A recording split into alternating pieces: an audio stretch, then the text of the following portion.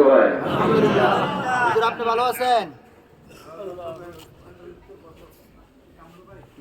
نحمده ونستعينه ونستغفره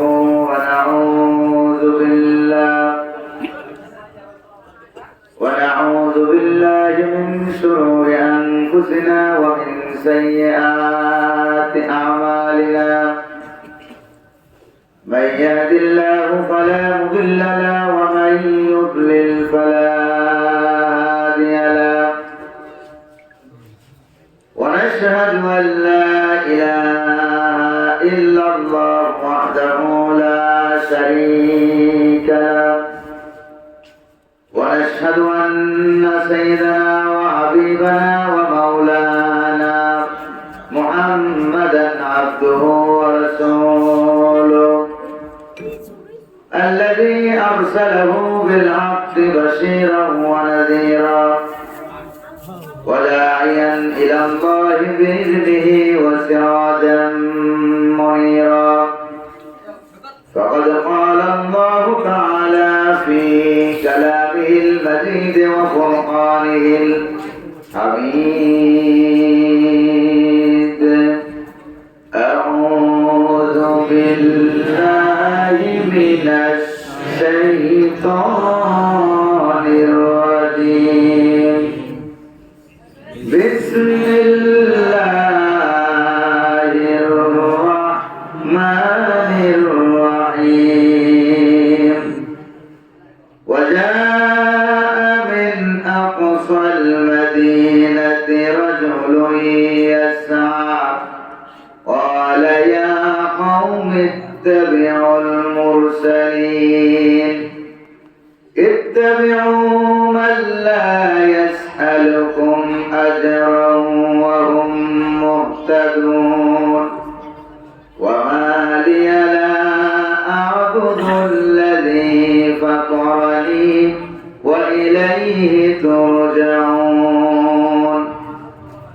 وقال تعالى في شأن حبيبه تعظيما وتكريما إن الله وملائكته يصلون على النبي يا أيها الذين آمنوا صلوا عليه وسلموا تسليما اللهم صل على سيدنا مولانا محمد وعلى آل سيدنا مولانا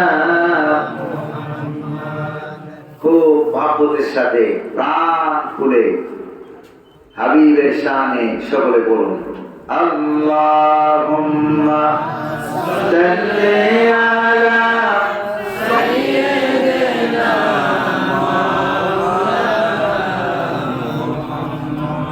ওয়া আলা আলি সাইয়্যিদিনা মাওলানা بلغ العلا بكماله كشف الدجى بجماله حسنت جميع خصاله صلوا عليه جمال حسن يوسف فقد عاشت زليخاتي खुदा खुद जिस पे आशिक हो वो है सूरत मोहम्मद की बलगल मौला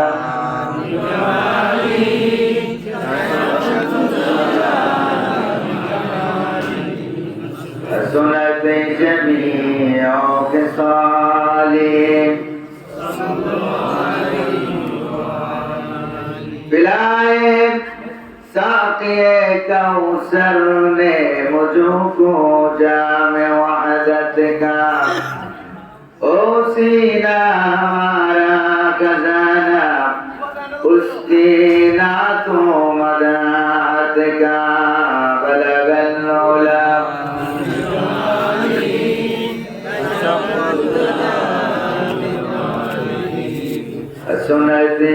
جميع خصاله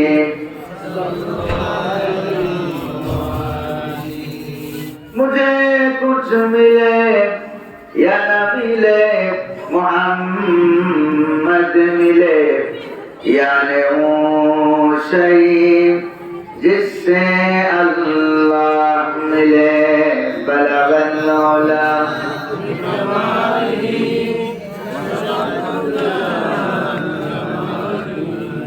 हसनत जमीअ ख़िसाली सल्लु अलैहि व आलिहि বাংলাদেশের ঐতিহ্যবাহী সুনামধন্য জেলা, জ্ঞানী গুণী মানুষের জেলা, হায়ার এডুকেটেড পার্সনদের জেলা, শিক্ষিত মানুষের জেলা। আপনাদের জেলার নাম কি? কুমিল্লা জেলা। সদর দক্ষিণ উপজেলার যশপুর দারুল ফালাহ নুরানিয়া হাফিজিয়া মাদ্রাসা ও এতিমখানার উদ্যোগে আয়োজিত আজকে 18তম বার্ষিক ওয়াজ ও দোয়ার মাহফিলে জনাব সভাপতি ডাক্তার এম এ সত্তার সাহেব, আজকের মাহফিলে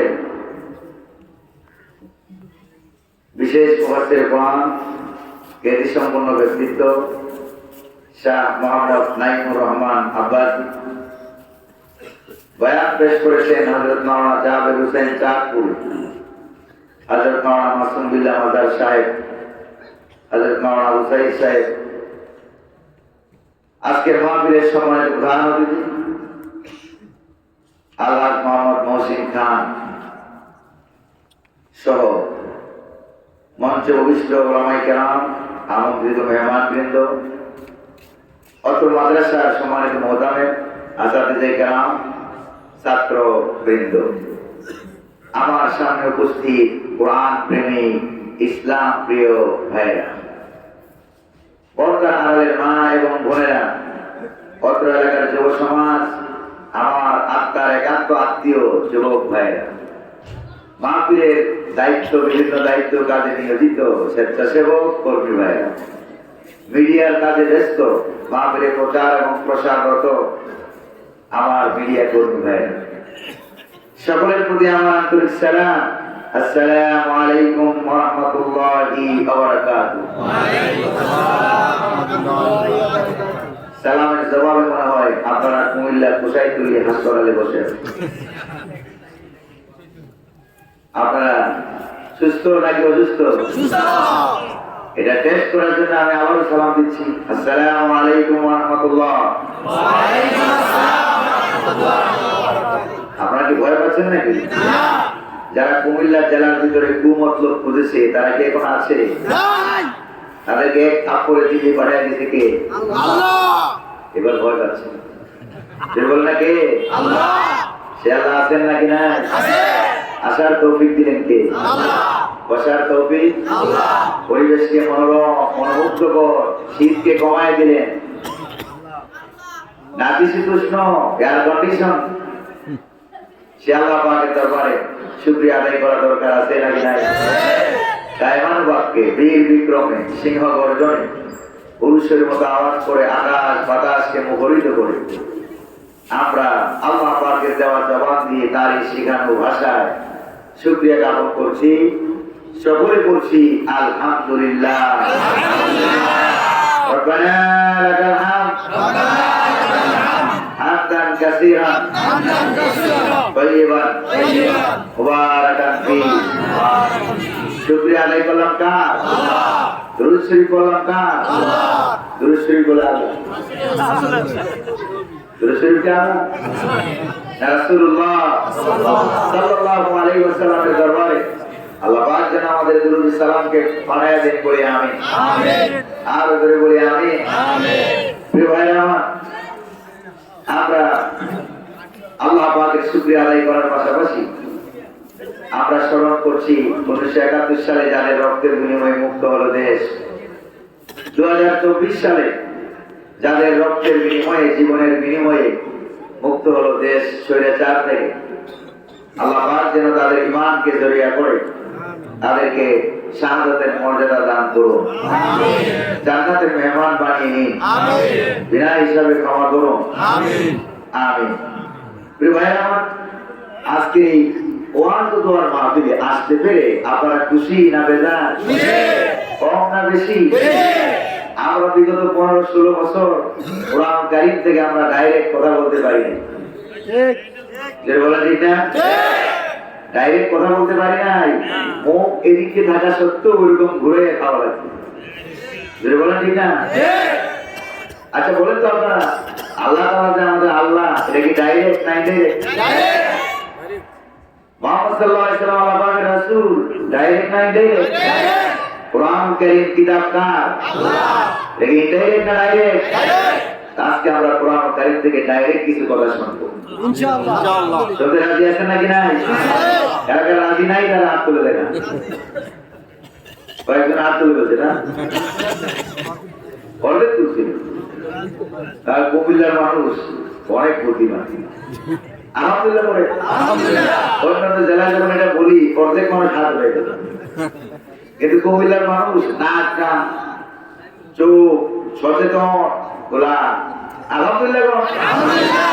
দেখেন না কুমিল্লার মানুষ এখন বাংলাদেশ লিড দিচ্ছে, ঠিক না? কুমিল্লার যুবক দেখে আল্লাহ পাক কোরআনের জন্য কবুল করুন বলি আমি। আমরা ডাইরেক্ট কিছু কোরআন কারীম থেকে আমরা কথা বলবো, কারণ এত বছর যখনই আমরা কোরআনের কথা বলেছি সেখানে আমরা বলতে গেলেই বহু মাহফিল বাংলাদেশে বন্ধ ছিল, ঠিক না ভাই? অনুমতি পায় না, কোরআনের পাখিরা জেলখানায় ছিল, ইসলামী আন্দোলন নেতৃবৃন্দ ফাঁসির মঞ্চে ঝুলে শহীদ হয়ে গেছে, ঠিক না? কোরআনের পাখিরা সারা পায় নাই, শহীদ হয়ে চলে গেছে। আল্লাহ পাক যেন কোরআনের পাখিদের কবরকে জান্নাতের নূর দিয়ে আলোকিত করে দিন। যখনই কোথাও কথা বলতে আমরা গিয়েছি অনুমতি পাই নাই, কোথাও অনুমতি পেয়েছি, কোথাও কথা বলতে গিয়ে আমরা খেয়েছিলাম দৌড়ানি, ওরা খাইছিল বিরিয়ানি, ঠিক না? আর এখন আল্লাহ পাক আমাদেরকে কি খাওয়ায়? বিরিয়ানি। আজকেও খাওয়ায়, আলহামদুলিল্লাহ বলবেন না? আল্লাহ পাক আমাদেরকে বিরিয়ানি খাওয়ায় আর ওদের কি খাওয়ায়?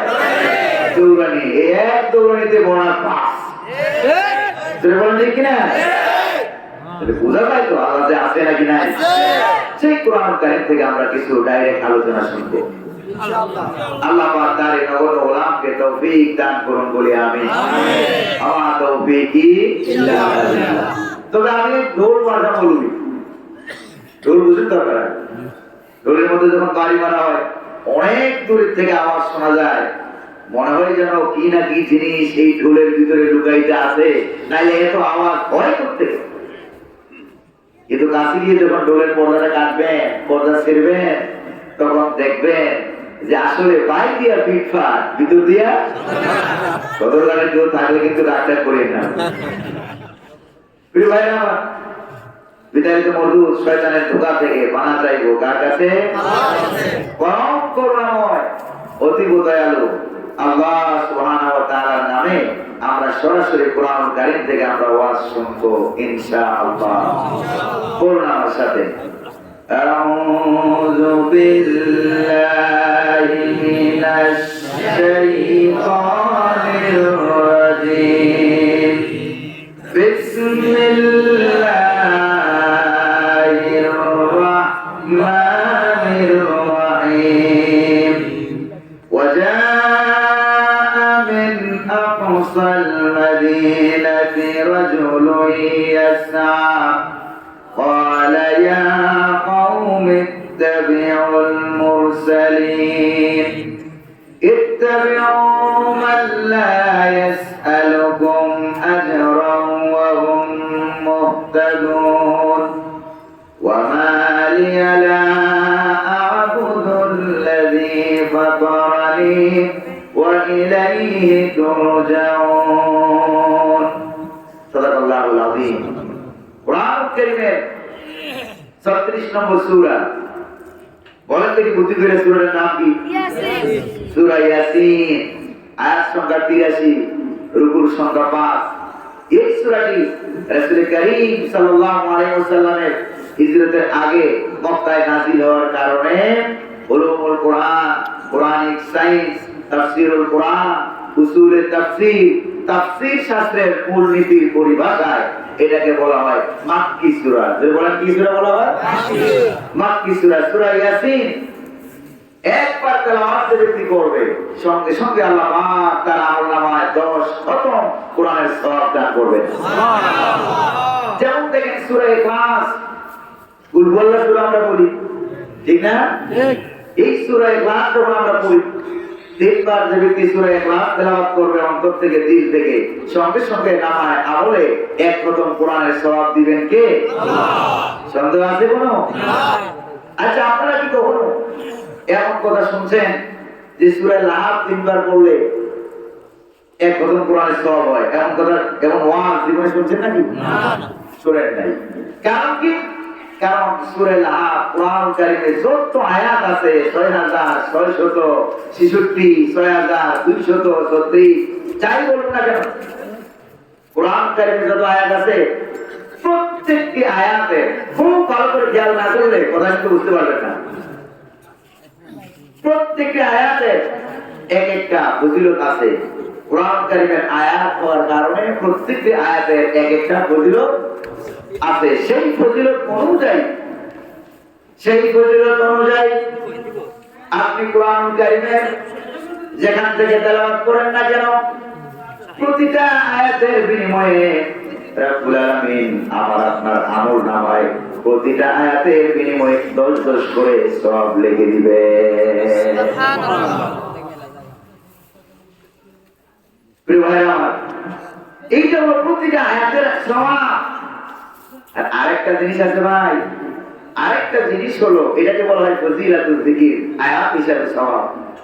আরেকটা জিনিস হলো ফজিলাতুল মাযকুর, কোন আয়াতের আলোচ্য বিষয় অনুযায়ী আল্লাহ পাক কোরআন কারীমের আয়াতের সওয়াব দিয়ে থাকেন।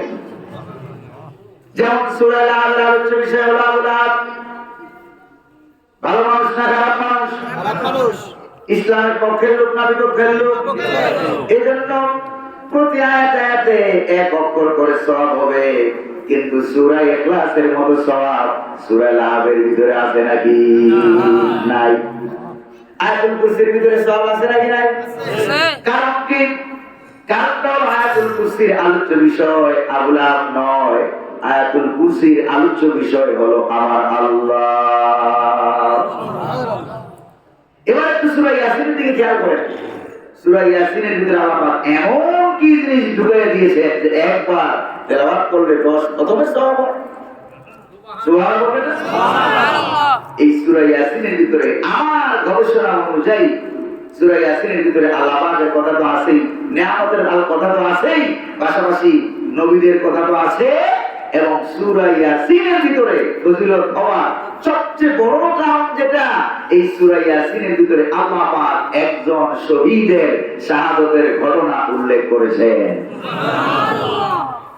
শহীদদের জন্য আলাদা সওয়াব আছে নাকি নাই? আছে। শহীদরা কি মারা যায়? না, শহীদরা তো কখনো মরে না। আবার আরেকটা জিনিস দেখেন প্রিয় ভাইরা আমার, এই কোরআনুল কারীমটা আমরা যে এখানে পড়তেছি, কোরআনুল কারীমটা লেখা আছে আমাদের কাছে কাগজে লেখা আছে। কোথায় লেখা আছে? কিন্তু মুহাম্মদ রাসূলুল্লাহ যখন কোরআনটা নাযিল হয়েছিল তখন কি কাগজে না কলমে? কলমে। কোথায় নাযিল হয়েছিল? কলমে। কলমের ভিতরে, হুজুরের কলমের ভিতরে কোরআন নাযিল হয়ে গেছে। আল্লাহর পক্ষ থেকে জিবরাইল আলাইহিস সালাম এই কোরআনটা নিয়ে আসছে। আয়েশা নাযিল করলো কোন জায়গায়? কলমের ভিতরে। এই কলমের ভিতরে কোরআন থাকার কারণে আবু জাহেলের মাথা সবার আগে খারাপ হয়েছে। কার? আবু জাহেল সূরা ভালো মানুষ না সূরা মানুষ? বলছো তার মাথাটা সবার আগে খারাপ হয়েছে। কেন? ওই তাওরাত ইনজিলের মতো যদি এটা কাগজে বা কোনো উড়ে লাউহার ভিতরে নাযিল হতো, তাই চুরি ডাকাতি করে চিন্তাই করে আগুন দিয়ে জ্বালায় পড়ায় দিতাম, মুহাম্মদ সাল্লাল্লাহু আলাইহি সাল্লাম এবার চিল্লাপাল্লা করতো যে আরে কোরআন তো হারিয়ে গেল। তুই বল ঠিক কিনা? ঠিক। তাহলে তার কোরআনের রাষ্ট্র হতো না। কিন্তু বুদ্ধি বেশি কার? আবু জাহেলের না আল্লাহ? আল্লাহ পাকের বুদ্ধি বেশি।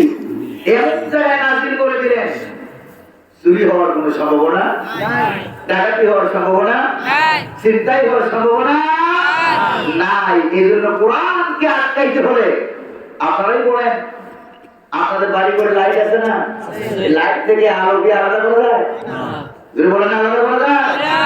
আলাদা করা যায় না। আগুন থেকে তাপ, এটা কি আলাদা করা যায়? এটা যেরকম আলাদা করা যায় না, ওলামায়ে কেরামদের কাছ থেকে মুহাম্মদুর রাসূলুল্লাহ থেকে কোরআনুল কারীম আলাদা করা যায় না। এবার আবু জাহেল মাথা খারাপ করে এবার কি করা যায়? কোরআনের বিরুদ্ধে অভিযোগ, আল্লাহর বিরুদ্ধে একটা অভিযোগ ছেড়ে দিল। কিসের অভিযোগ? যে কোরআন কেন কাগজে নাজিল হলো না? যদি কাগজে নাজিল হইতো আমার জন্য সুবিধা হইতো, পুড়িয়ে বানাইতে পারতো, ছিনতাই করতে পারতো, চুরি করতে পারতো, ডাকাতি করতে পারতো। আল্লাহ রাব্বুল আলামিন আবু জাহেলের সেই অভিযোগের জবাব দিয়ে দিলেন, কাফের বেদিনদের সেই অভিযোগের জবাব দিয়ে দিলেন, ওয়ালাউ নাযালনা আলাইকা কিতাবান ফি কিরতাস ফালামাসুহু বিআইদিহিম। রাব্বুল আলামিন বলেন, এই কোরআনটাকে যদি আমি কাগজের ভিতরে নাযিল করে দিতাম, তাহলে তারা এই কোরআনটাকে হাত দিয়ে স্পর্শ করতো, রদবদল করে ফেলতো, আগেরটা পরে নিত, পরেরটা আগে নিত। তাবদীল, তাগয়ীর, তাহরিফ, তাফসীরের ভাষায় 3টা শব্দ উল্লেখ করা হয়েছে। তারা এই কামটা করতো, যেটা মনের সাথে মিলত এটা রাখতো, মনের সাথে যেটা না মিলত এটাকে তারা পরিবর্তন করতো। আয়াতকে এক জায়গা থেকে আরেক জায়গায় নিত, অথবা কোনো আয়াত বাদ দিয়ে ফেলতো, অথবা কোনো আয়াতের অর্থ তাফসীরকে বিকৃত করতো, অথবা শব্দ পরিবর্তন করে মন মর্জি মোতাবেক লাগায় দিত। ধরে কোন ঠিক কিনা? কিন্তু এই সুযোগটা কি আমার আল্লাহ দিছে? না, দেখ নাই। ডাইরেক্ট নাযিল করলেন এমন জায়গায় পাল্টাপাল্টিও করা যায় না, ধরাও যায় না, ছোঁয়াও যায় না, দেখাও যায় না। এবার আবু জাহেল মার্কা যারা ছিল সব জনগণের মতো বিপদে পড়ছে। ঠিক না ভাই? বিপদে পড়ছে। নাযিল হলো এক কলমে। মুহাম্মদ রাসূলুল্লাহ সাল্লাল্লাহু আলাইহি ওয়াসাল্লাম কলম ছিল কয়টা? একটা কলমে নাযিল হয়ে গেল। এবার এক কলম থেকে কাগজ লাগে নাই, কলম লাগে নাই, কিচ্ছু লাগে নাই। সাহাবায়ে কেরামের লক্ষ লক্ষ কলমে ট্রান্সফার হয়ে গেছে। সুবহানাল্লাহ, সুবহানাল্লাহ। যারপরে লক্ষ লক্ষ তাবিঈন, তাবে তাবিঈন, উলামায়ে কেরাম ১,৫০০ বছর ব্যবধানে এসে গোটা পৃথিবীতে বর্তমানে প্রায় ২৬ কোটি কোরআনুল কারীমের হাফেজ আছে। সুবহানাল্লাহ। কয় কোটি? ২৬ কোটি। বাংলাদেশে আছে প্রায় ২৫ লক্ষের উপরে। সুবহানাল্লাহ। সুবহানাল্লাহ। তাহলে ইসলাম বিরোধীরা, আবু জাহেলরা, আবু লাহাবরা যারা আছো, আর যারা ছিল এত বছর ক্ষমতায়, ঠিক যদি বলেন ঠিক কিনা? তো কয়জন মারবা, কয়জন ধরবা, কয়জনের ফাঁসির রশিদে ঝুলাইবা? ঝুলাইতে ঝুলাইতে তাম দুনিয়ার সকল ফাঁসির দড়ি শেষ হয়ে যেতে পারে, কিন্তু আমরা যারা আছি কোরআনওয়ালা, আল্লাহওয়ালা, ইসলামওয়ালা, আমাদের কল্লা দেওয়া শেষ হবে না। ঠিক কিনা? কোরআনুল কারীমকে পার্লামেন্টে নেওয়ার জন্য, সংসদ ভবনে নেওয়ার জন্য প্রয়োজনে আবার যুদ্ধ হবে, আবার যুদ্ধ হবে। রক্ত দিতে রাজি আছেন নাকি না?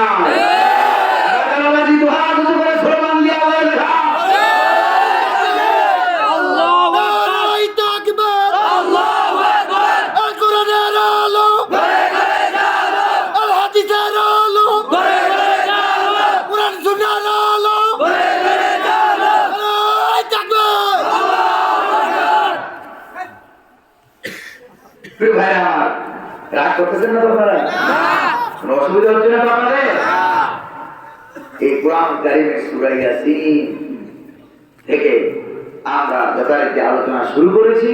আল্লাহ পাক যেন নগণ্য গোলামের তৌফিক দান করেন বলি আমিন। এই সূরাটা নাযিল হয়েছে কখন? মক্কা শরীফে মুহাম্মদ সাল্লাল্লাহু আলাইহি ওয়াসাল্লামের কাছে। এমন এক পরিস্থিতিতে আল্লাহ পাক এই সূরাটা অবতীর্ণ করলেন, নাযিল করলেন, যে পরিস্থিতিতে সাহাবায়ে কেরামদেরকে ধরে ধরে মারা হচ্ছে। কাউকে ছুরিতে চড়ানো হচ্ছে, কাউকে বেত্রাঘাত করা হচ্ছে, কাউকে পিটানো হচ্ছে, কাউকে হযরত বেলাল রাদিয়াল্লাহু তাআলা আনহুর মতো মানুষকে উত্তপ্ত মরুভূমির ভিতরে চিৎ করে শোয়াইয়া বুকের উপরে বিরাট বড় পাথর দিয়ে চাপা দিয়ে রাখা হয়েছে। আবার মুহাম্মদুর রাসূলুল্লাহকে জেলখানায়, কারণটা কি? কলবে কোরআন। কারণ কি? কারণ এই কোরআন কলবে আসার আগে একজন সাহাবীও মার খান নাই। মার খেয়েছেন? মুহাম্মদ সাল্লাল্লাহু আলাইহি ওয়াসাল্লাম কি জেলে গেছেন কোরআন আগে? জেলেও যান নাই, মারও খান নাই, এলাকা ছেড়ে পালানো লাগে নাই। তাহলে বোঝা গেল মূল কারণ হলো কোরআন।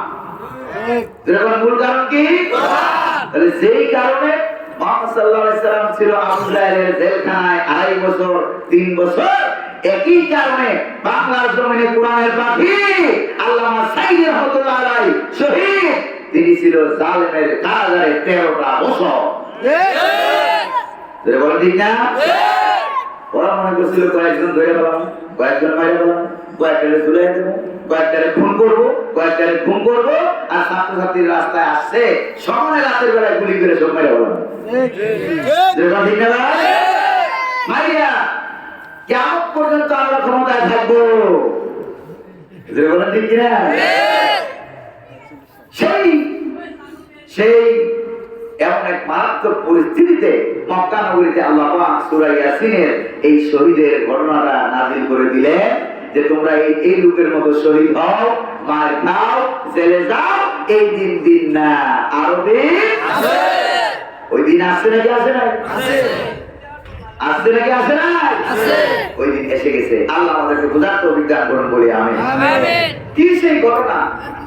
অত্যন্ত সংক্ষেপে আমি গতকালকে মাহফিল ছিল সেই দিনাজপুর শহর পার হয়ে বিরল উপজেলায়, সেখান থেকে আস্তে আস্তে আপনাদের এখানে আসলাম। ঢাকা এসে একটু মাঝখানে 2বার বিরতি নিচ্ছি। কয়বার? 2বার বিরতি নিয়ে পরে আসছি। আইসা বললাম যে ভাই অল্প কিছুর সময় আমার দেন, একটা ছিল বলে চলে যাতে করে কষ্ট একটু কম হয়। আগামীকালকে আবার যাবো মাদারীপুর। কোথায়? আবার মনে মনে ভাববেন না আমার বাড়ি কোথায় মাদারীপুর দিনাজপুর না, আমার বাড়ি আমিও কুমিল্লার পোড়া। এই যে কথায় কথায় আছে না, আপনারা মাঝে মাঝে বলেন না কুমিল্লার পোড়া। কয় টাকা তোলা? 80 টাকা তোলা। এখন আর 80 টাকা তোলা নাই, এখন 80 কোটির উপরে তোলা। ঠিক না?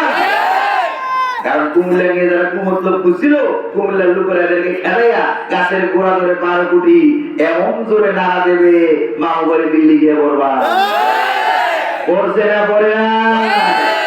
সময় আসবে এমন ইন্দুরের গর্ত পাবা না পলাবার জন্য। আমার দেশের ইন্দুর গুলিও এত বড় গর্ত করিয়া এদেরকে পালানোর সুযোগ করে দেয় নাই। আমার দেশের ইন্দুর গুলিও কোরআনের পক্ষে। আল্লাহ পাক বলবেন না? কারণ ইন্দুরেরা আলেম চিনে, জালেমও চিনে। কি সেই ঘটনা? সূরা ইয়াসিনে ঘটনা করছিল হযরত ঈসা আলাইহিস সালামের ব্যাপারে, সিরিয়ার ঘটনা। যে সিরিয়ায় আজ থেকে 4-5 দিন আগে, তারা 1971 সাল থেকে নিয়ে 2024 পর্যন্ত তারা পারিবারিকভাবে জোর জুলুম করে, অন্যায় করে ক্ষমতা দখল করে রেখেছিল। জায়গায় জায়গায় মূর্তি বানাইছে, ঠিক না? কিন্তু সিরিয়াতে তারা ক্ষমতা ধরে রাখতে, সিরিয়ার মানুষ আন্দোলন শিখছে বাংলাদেশের ছাত্রছাত্রীদের কাছ থেকে। আবার দুটা বলবেন না? এক আন্দোলনে সারা বিশ্ব খবর হয়ে গেছে।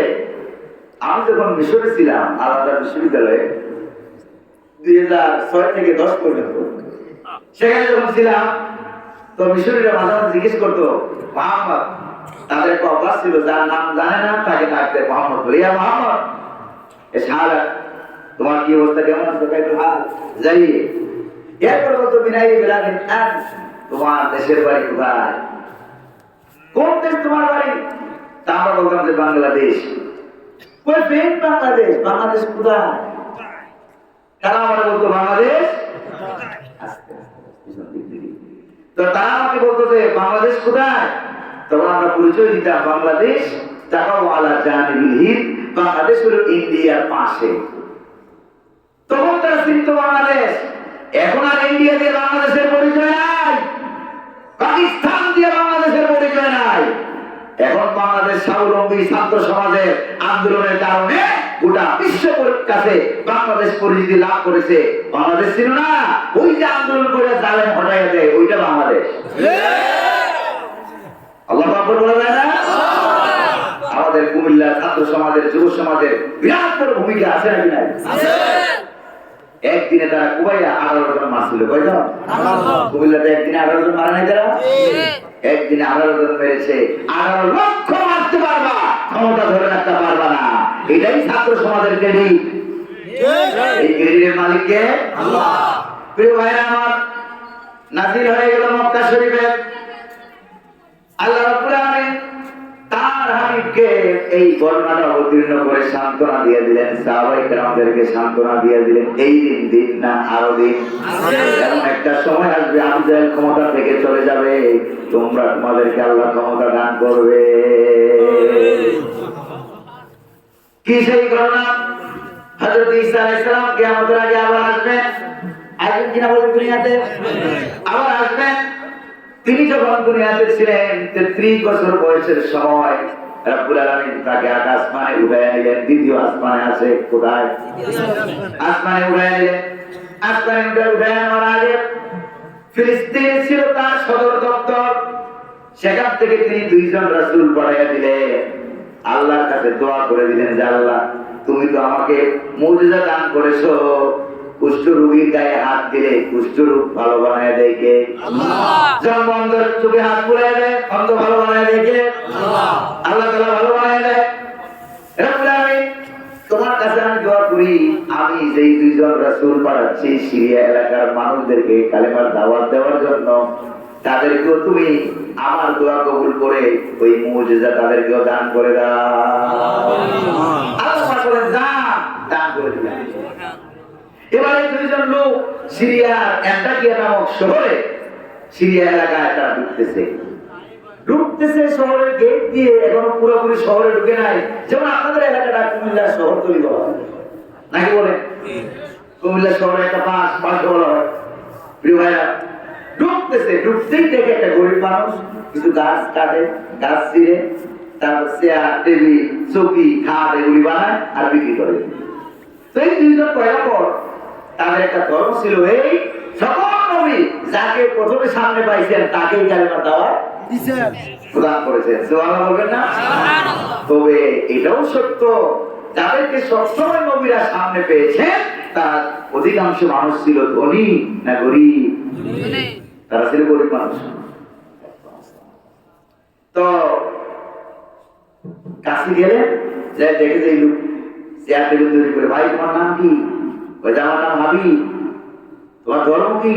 ওই যে এই যে দেখো মূর্তি, এটা হলো আমার ধর্ম, আমি মূর্তি পূজা করি। তাই নাকি? বলছে হ্যাঁ। ওই যে ভাই তোমার গোটা শরীর দিয়ে এরকম পছন্দ করে পোকা পড়ে আছে, কারণটা কি? কত বছর এই রোগী ভোগ? তাফসীর আব্দুর মানসুরের ভিতরে এসেছে ইমাম সুয়ুতী রাহমাতুল্লাহ আলাইহি, জালালউদ্দিন সুয়ুতী রাহমাতুল্লাহ আলাইহি উল্লেখ করেছেন। এবার সেই লোকটা জবাব দিল যে 50-60 বছর হবে আমি এই কুষ্ঠ রোগে আক্রান্ত। ওই যে মূর্তিটা, তার কত দুধ করা খাওয়াইলাম, কত মিষ্টি খাওয়ালাম, কত প্রসাদ খাওয়ালাম, যে কত চেষ্টা করলাম যে আমার ভালো কর, কিন্তু সে আমার ভালো করতে পারে না। এবার 2 জন নবী বললেন, আসার সময় তো মুজিজা নিয়ে আসছে না, আসে না? 2 জন নবী বললেন যে আমাদের কাছে একটা কালেমা আছে, যদি এই কালেমাটা তুমি গ্রহণ করো আমরা দোয়া করব, তোমার শরীরে হাত বুলাবো, আল্লাহর কাছে দোয়া করব, তোমার শরীর ভালো হইতে দেরি হবে না। প্রিয় ভাইরা আমার, ওই তাই নাকি? বলছে হ্যাঁ। ওই তাহলে আর দেরি করবো না। হাত দিলে তার মিস্ত্রি দেওয়ার সঙ্গে সঙ্গে নবীরা পড়াই দিলেন, তাহলে তুমি পড়ো লা ইলাহা ইল্লাল্লাহু ঈসা রূহুল্লাহ। সেখানে ঈসা আলাইহিস সালাম ছিলেন। কেন বললো? 2 জন পয়গম্বর তার গায়ে হাত বুলালো, আল্লাহর কাছে দোয়া করলো। দোয়া করে হাত নামাবার আগেই দেখে গোটা শরীর নূরে চকচক করছে। শরীর ভালো হয়ে গেছে। শরীর যেই মাত্র ভালো হয়ে গেল, সে এবার ওই এক দৌড়ে চলে গেল মূর্তির কাছে।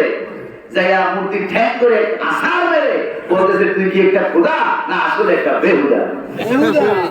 50-60টা বছর করে দুধ কলা খাওয়াইলাম, আমার তো ভালো বানাইতে পারলি না। দরকার নাই। ওদের কাছেও মূর্তি খুব প্রিয় ছিল।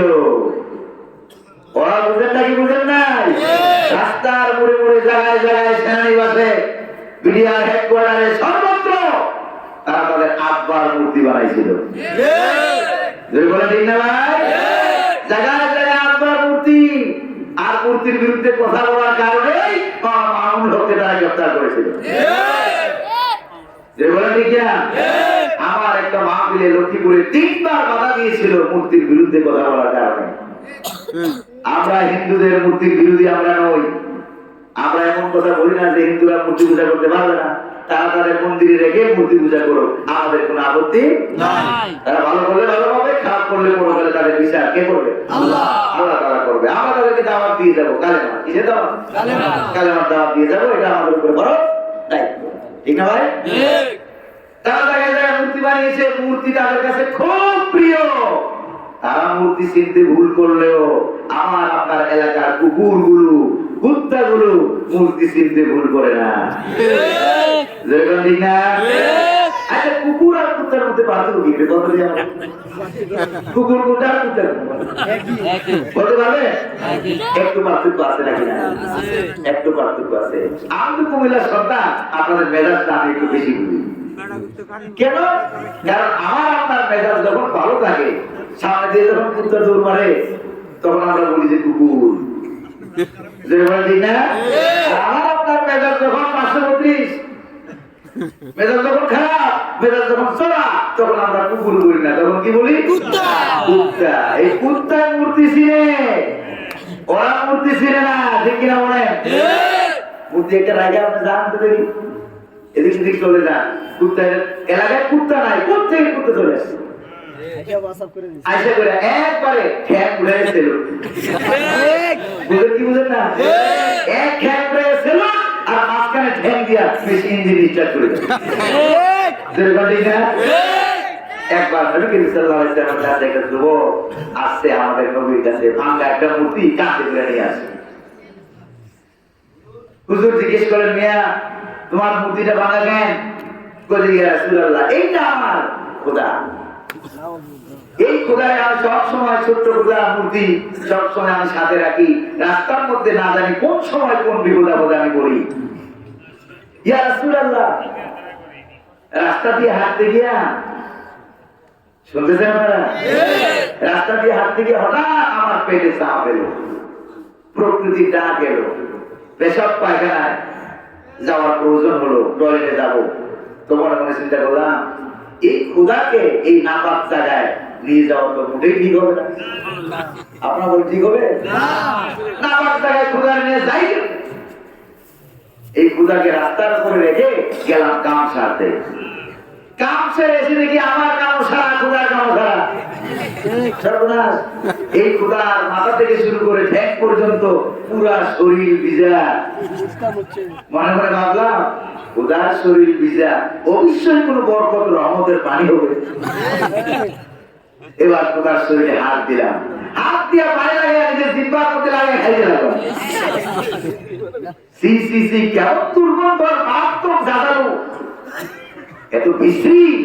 তোমার মনে চিন্তা করলাম যে এই বরকতের পানি বন্ধ হবে কেন?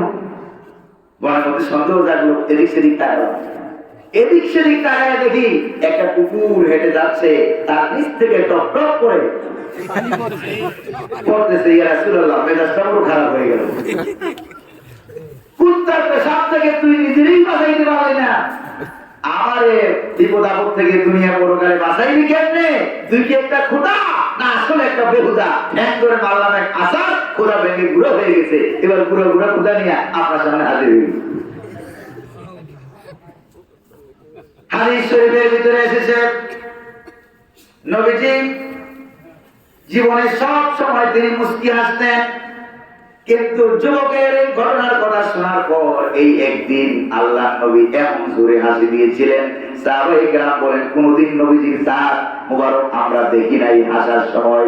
কিন্তু নবীজি এই যুবকের ঘটনা শুনে এমন ভাবে হেসে দিয়েছিলেন যে হুজুরের দন্ত মুবারক বিকশিত হয়েছিল। সুবহানাল্লাহ। হুজুর জিজ্ঞেস করলেন, যুবক তোমার ভাঙা কোথায় নিয়ে আমার কাছে কেন আসছো? যুবক বলল, ইয়া রাসূলুল্লাহ, ইয়া হাবিবাল্লাহ, এই সমস্ত খোদাদের দুর্বলতা, অক্ষমতা, অসারতা, দীনতা, হীনতা আমার কাছে ধরা পড়েছে। যেই খোদার কুত্তার পেশাব দিয়া নিজের বাঁচাইতে পারে না, সে আমার দুনিয়া আখিরাতে বাঁচাইতে পারবে না। ইয়া রাসূলুল্লাহ, আপনি ইসলামের দাওয়াত দিচ্ছেন, কোরআনের দাওয়াত দিচ্ছেন, আমি আপনার কাছে এসেছি, আপনি আমাকে ইসলামের দীক্ষা গ্রহণ করাইয়া দেন। হুজুর বললেন, যুবক তাহলে তুমি পড়ো লা ইলাহা ইল্লাল্লাহু মুহাম্মাদুর রাসূলুল্লাহ। পড়েন লা ইলাহা ইল্লাল্লাহ, লা ইলাহা ইল্লাল্লাহ, লা ইলাহা ইল্লাল্লাহ, লা ইলাহা ইল্লাল্লাহু মুহাম্মাদুর রাসূলুল্লাহ। তাদের মূর্তির প্রতি কত মহব্বত। আবার বাংলাদেশের দামাল ছেলেরা, সোনার ছেলেরা গলায় দড়ি লাগাইয়া দেখা দিয়েছে মূর্তি কেমনে ভাঙে। এই দেখা দেখি বাংলাদেশের সোনার ছেলেরা যেভাবে ভাঙছে, সিরিয়ায় দেখলাম ওরা এক কায়দায় ভাঙছে। সুবহানাল্লাহ বলবেন না? ওরে ভাইরা, আবার রাগটা করেন না যে কোরআনের পক্ষে আছেন নাকি না? কুমিল্লার এলাকার কথা বলি, আলাদা কথা। আলহামদুলিল্লাহ, প্রিয় ভাইরা আমার, একবারে তারা যারা বানাইছিল জাতির পিতা, আর আমাদের বাংলাদেশের দামাল ছেলেরা, কামাল ছেলেরা, সোনার ছেলেরা দেশকে স্বাধীন করার পর তাদের জাতির পিতা মূর্তি মার্কা, এই জাতির পিতার গলায় বাংলার ছেলেরা জুতার পিতা করে বলেন, ঠিক না? আল্লাহ পাক পারেন নাকি পারেন না? তার দেন, কিন্তু ঠিক না ভাই? প্রিয় ভাইরা আমার, এবার দুইজন নবী হাত দিয়ে, গরিব মানুষ যখনই কালেমা পড়ে ইসলাম গ্রহণ করলো, আগে ছিল মূর্তি পূজক মুশরিক, এখন সে হয়ে গেছে, কি হয়ে গেছে বলেন? এখন সে হয়ে গেছে মুসলিম, মুসলমান। এবার দুইজন নবী বললেন, পয়গম্বররা বললেন, তোমাকে ইসলাম শিখালাম, নামাজ শিখালাম, দোয়া শিখালাম, তুমি কাজ করবা, ব্যবসা বাণিজ্য চালাবা, ফাঁকে ফাঁকে ইবাদত গুলি করবা, আর তোমার দেশের সিরিয়ার মাঝামাঝি আমরা ঢুকবো, সিরিয়া এলাকার মাঝামাঝি আমরা ঢুকে তোমার দেশের প্রধানমন্ত্রী, প্রেসিডেন্ট, এমপি, মন্ত্রী, মেম্বার, চেয়ারম্যান যারা আছে সব কাফের। সব কি? সব কাফের। এই কাফেরদেরকে আমরা কালেমার দাওয়াত দেব, তারা যদি কালেমা গ্রহণ করে ভালো কথা, আর যদি কালেমা গ্রহণ না করে আমাদেরকে মারধর করে, আমাদেরকে জেলখানায় আটকায় রিমান্ডে দেয়, এই খবর যদি তোমার কাছে যায়, তাহলে কিন্তু তুমি তোমার ব্যবসা বাণিজ্য নিয়া, মিস্ত্রি পেশা নিয়া বসে থাকবা না, দৌড়ে চলে আসবা নবীদেরকে রক্ষা করার জন্য। বেচারা ছিল কয়জন? ধনী মানুষ না গরিব মানুষ? তাকে এটা বলা হলো, ঠিক আছে, যদি আমি শুনতে পাই, জীবন বাজি রেখে দৌড়ে চলে যাবো। আল্লাহু আকবার বলবেন। এবার নবীরা চলে গেলেন সিরিয়া শহরের মাঝামাঝি, অ্যান্টাকিয়া শহরে গিয়ে কালেমার দাওয়াত দেওয়া আরম্ভ করলেন। লা ইলাহা ইল্লাল্লাহ বলে বলে কালেমার দাওয়াত দেওয়া আরম্ভ করলেন। যেই কালেমার দাওয়াত দেওয়া আরম্ভ করলেন, তারা বলল, তোমরা নবী না, আল্লাহ তোমাদের কাছে কোনো কিছু নাযিল টাযিল করেন নাই, আমরা যেরকম তোমরাও এরকম, খালি আব্দুল্লাহ। রাব্বুল আলামিন বলেন, যখন তাদেরকে মিথ্যা প্রতিপন্ন করা হলো, তখন আমি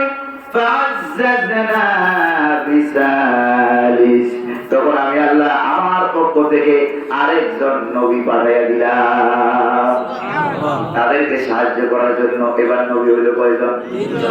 যদি বলেন না কয়জন? তাফসীরে দুরুল মানসুরের ভিতরে আছে, সর্বশেষ আল্লাহ যে নবীটা পাঠাইলেন সেই এলাকায়, তৃতীয় যে যাকে পাঠাইলেন, এই লোকটার নাম ছিল পুলিশ। এই লোকের নাম ছিল কি?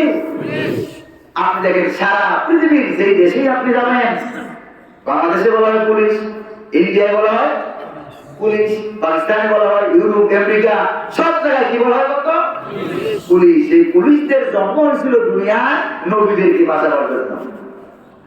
আর আমার দেশের স্বৈরাচারেরা, ডিক্টেটররা, তারা এই পুলিশ বাহিনীকে দলীয় পেটুয়া বাহিনীতে পরিণত করে, সন্ত্রাসী বাহিনীতে পরিণত করে কিন্তু ধরে রাখতে কি পারছে? ধরে রাখতে পারে না। কখন মনে করছিল ইন্ডিয়ার কিছু পুলিশ আনবো, বাংলাদেশে কিছু পুলিশ আনবো? আই না, ওরা তো পুলিশের ইতিহাস জানে না। পুলিশের ইতিহাস হলো নবীদের পক্ষে কথা বলার ইতিহাস। বলেন ঠিক না? এখন রাস্তা দিয়ে যায়, রাত যতটাই বাজে, 1টা বাজুক, 1টা বাজুক, 2টা বাজুক, জায়গায় জায়গায় পুলিশ চেকপোস্ট আছে, চেকপোস্ট আছে। গাড়ি যে পাইলট ড্রাইভার যখন গাড়ির সামনে দিয়ে সিগন্যাল দেওয়া হয়, গাড়ি যখন থামানো হয়, পুলিশের দায়িত্বটা পালন করে চেক করে। যখনই বলে যে আমার এই গাড়ির ভিতরে এক হুজুর আছে, নাম কি হুজুরে? কয়েছে গোলাম কবির আজহারী। তাই নাকি? আর চেকটা করে লাগবে না, যাও যাও আলহামদুলিল্লাহ বলবেন না? আমার মতো এরকম ছোট হুজুরে যদি এত সম্মান করে, বড় বড় হুজুরদেরকে কেমন সম্মান করে? আলহামদুলিল্লাহ বলবেন না? 3 জন নবী এবার মিলে বললো, তাদেরকে যখন মিথ্যা প্রতিপন্ন করলো, তোমরা মিথ্যুক, এই কথা যখন বললো, তখন 3 জন নবী মিলে কি বললো দেখেন, ক্বালু রাব্বুনা ইয়ালামু ইন্না ইলাইকুম লামুরসালুন ওয়া মা আলাইনা ইল্লাল বালাগুল মুবিন। সুবহানাল্লাহ বলবেন। এই যে আয়াতটা তেলাওয়াত করলাম, আয়াতটা কি আমি মোল্লা না আল্লাহ? আল্লাহ। জোরে বলেন না কারা? আল্লাহ। এবার নবীরা বলল, তোমরা মানলেও আমরা নবী, না মানলেও নবী। যিনি আমাদেরকে পাঠাইছেন তিনি কে? আল্লাহ। আল্লাহ পাক ভালো করে জানেন আমরা নবী, আমরা রাসূল। তবে তোমাদেরকে আমরা জোরাজুরি করব না। কালেমা দাওয়াত দিলাম, মানতেও পারো, নাও মানতে পারো। মানলে জান্নাত, না মানলে জাহান্নামে যাওয়া লাগবে। আমাদের কাজ হলো পৌঁছে যাওয়া। ওমা আলাইনা ইল্লাল বালাগুল মুবিন।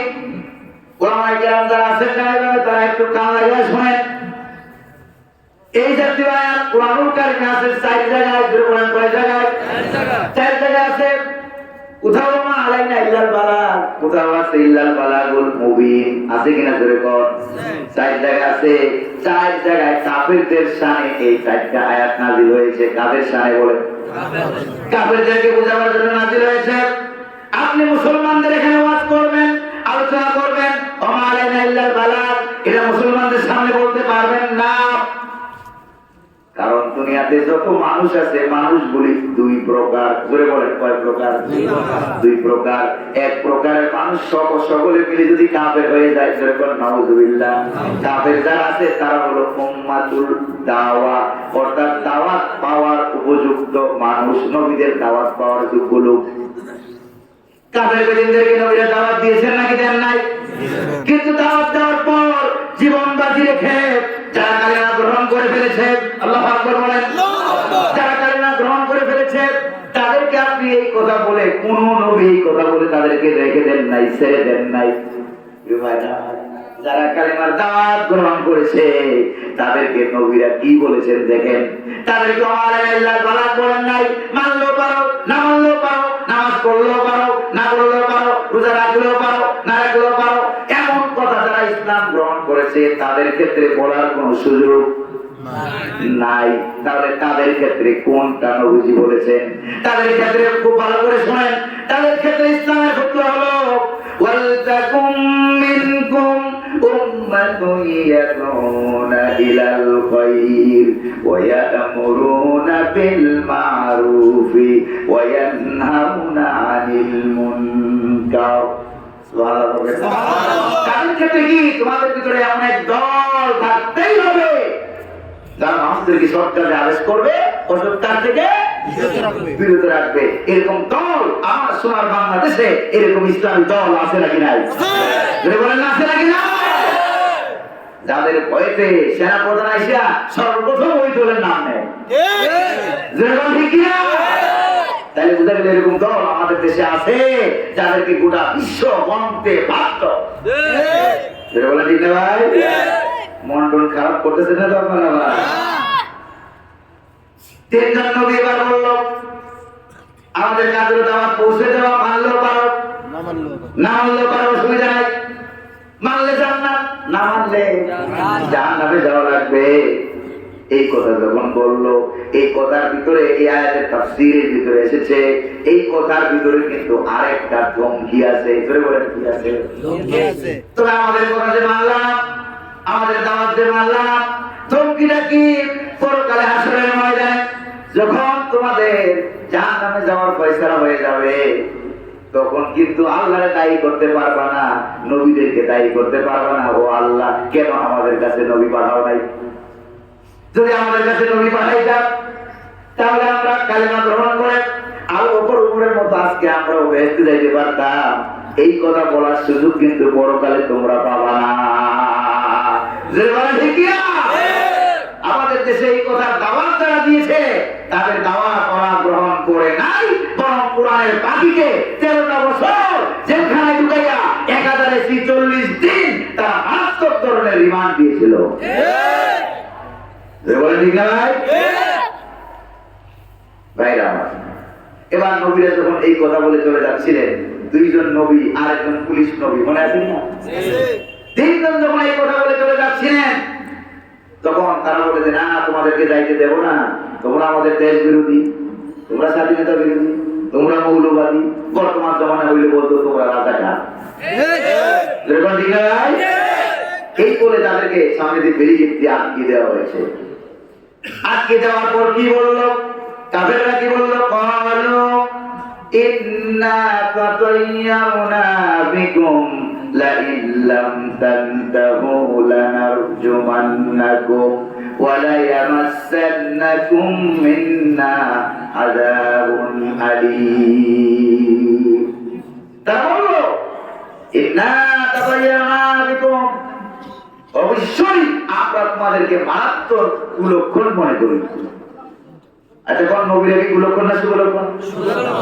যদি কালেমা দাওয়াত বন্ধ না করো, তোমাদেরকে মারাত্মক রিমান্ড দেবো, পাথর দিয়ে মেরে মেরে ফেলবো, ঢিল ছুঁড়ে ছুঁড়ে তোমাদেরকে হত্যা করে ফেলবো। বর্তমান জমানায় বলে বলতো ফাঁসির কাছে ঝুলে দেবো। যে বলে ঠিক না ভাই?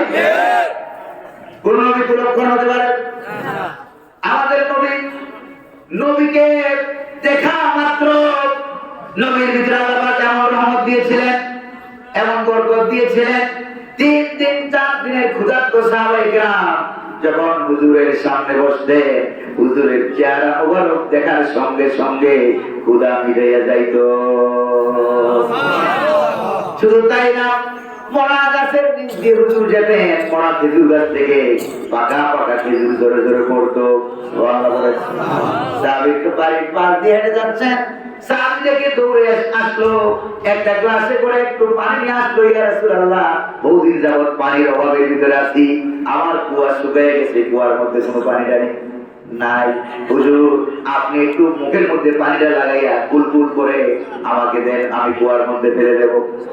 কুয়ার মধ্যে ফেলে দেওয়া হলো। হুজুরের সেই কুলি করা পানি ফেলে দেওয়ার সঙ্গে সঙ্গে রব্বুল আলামিন কুয়ার ভিতর দিয়া পানির জোয়ার চালু করে দিলেন। এত রহমতওয়ালা নবী, সুবহানাল্লাহ, এত রহমতওয়ালা নবী, নবীরা কখনো কুলক্ষণ হতে পারে না। তারা বললো নবীরা কুলক্ষণ। এবার নবীরা জবাব দিল। কারা জবাব দিল? নবীরা জবাব দিল, ক্বালু তায়রুকুম মাকুম আইন যুকিরতুম বাল আনতুম কওমুম মুসরিফুন। আছে নি সূরা ইয়াসিনে? যদি বলেন না আছে নাকি নাই? এবার নবীরা জবাব দিল, আমরা কুলক্ষণ না, তোমরাই বরং কুলক্ষণ। যত অর্থ পাচার, যত টাকা পাচার, দেশের টাকা বিদেশে সেকেন্ড হ্যান্ড তৈরি করেছ, থার্ড হ্যান্ড তৈরি করেছ, দেশের মানুষকে চড়া মূল্য দিয়া চুরি করে টাকা পয়সা নিয়ে তখন তোমরা দেশের টাকা নিয়ে বিদেশে পাচার করেছ, তোমরাই হইলে আসল কুলক্ষণ। যদি বলেন ঠিক কিনা? তা আমার দেশের আলেমরা কি কুলক্ষণ না জালেমরা কুলক্ষণ? জালেমরা কুলক্ষণ। এই জালেমদেরকে হিন্দুরাও চিনে। কারা চিনে? হিন্দুরাও চিনে। এই জন্য হিন্দুরা তারা জালেমদেরকে পালানোর জন্য হিন্দু তাদের গর্ভ তাদেরকে জায়গা দেয়। বলে দিয়েছে কুকুরও চিনে, কুকুর ভালো মানুষও চিনে, মন্দ মানুষও চিনে। কুকুরগুলো পাহাড়ের গুহায় যে 7 জন যুবক আশ্রয় নিয়েছিল ঈসা আলাইহিস সালামের জমানায়, তাদেরকে কুকুরেরা গুহার সামনে বসে, আল্লাহু আকবার বলেন, গুহার সামনে বসে সামনের 2টা হাত লম্বা করে দিয়া, দুই সামনের 2টা হাত লম্বা করে দিয়া এমন ভাবে বসে গেছে, ওই 7 জন যুবকের ভিতরে একজন যুবক বলল, কুকুরটা যদি একটু করে ঘেউ ঘেউ শুরু করে তাহলে তো আমরা ধরা পড়ে যাবো। আছে কিনা তাফসিরে? কুকুরটা যদি একটু করে ঘেউ ঘেউ শুরু করে তাহলে তো আমরা ধরা পড়ে যাব। এবার কুকুরটা তো এটা শুনতে পাইছে, বুঝছে নাকি বুঝে নাই? এবার কুকুর মনে মনে ভাবলো, আমার সম্পর্কে তাদের ভিতরে ভুল তো বুঝ তৈরি হয়েছে, তারা হয়তো আমাকে লাঠি দিয়ে টাঙায় দেবে। আমি তো তাদেরকে দেখানোর জন্য আসি নাই, আমি এসেছি তাদেরকে রক্ষা করার জন্য। আল্লাহু আকবার বলা যায় না? কোরআনে কারীমে আল্লাহ পাক সেই কুকুরের কথা বলেছেন, ওয়া কালবুহুম বাসিতুন যিরাইহি বিল ওয়াসিদ। আছে কি কোরআনে?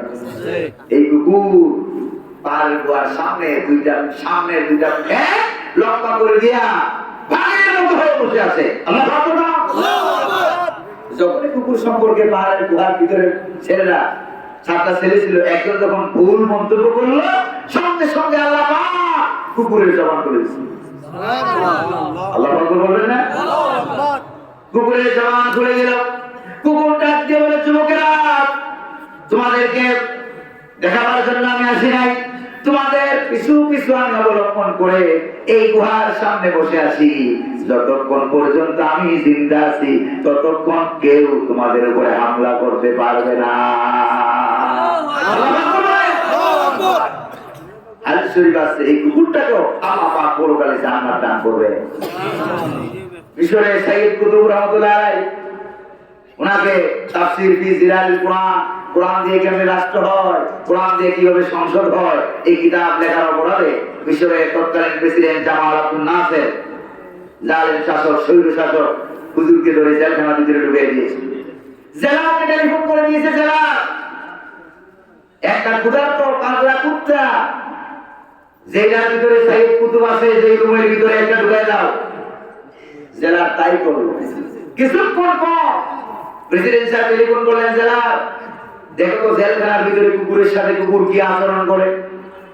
নাউজুবিল্লাহ বলেন না? জেলার সাহেব গেল, যাইয়া রুমের দরজা খুলে দেখে জেলখানার ভিতরে সাইয়্যিদ কুতুব রাহমাতুল্লাহ আলাইহি নামাজের সিজদায় পড়ে আছে।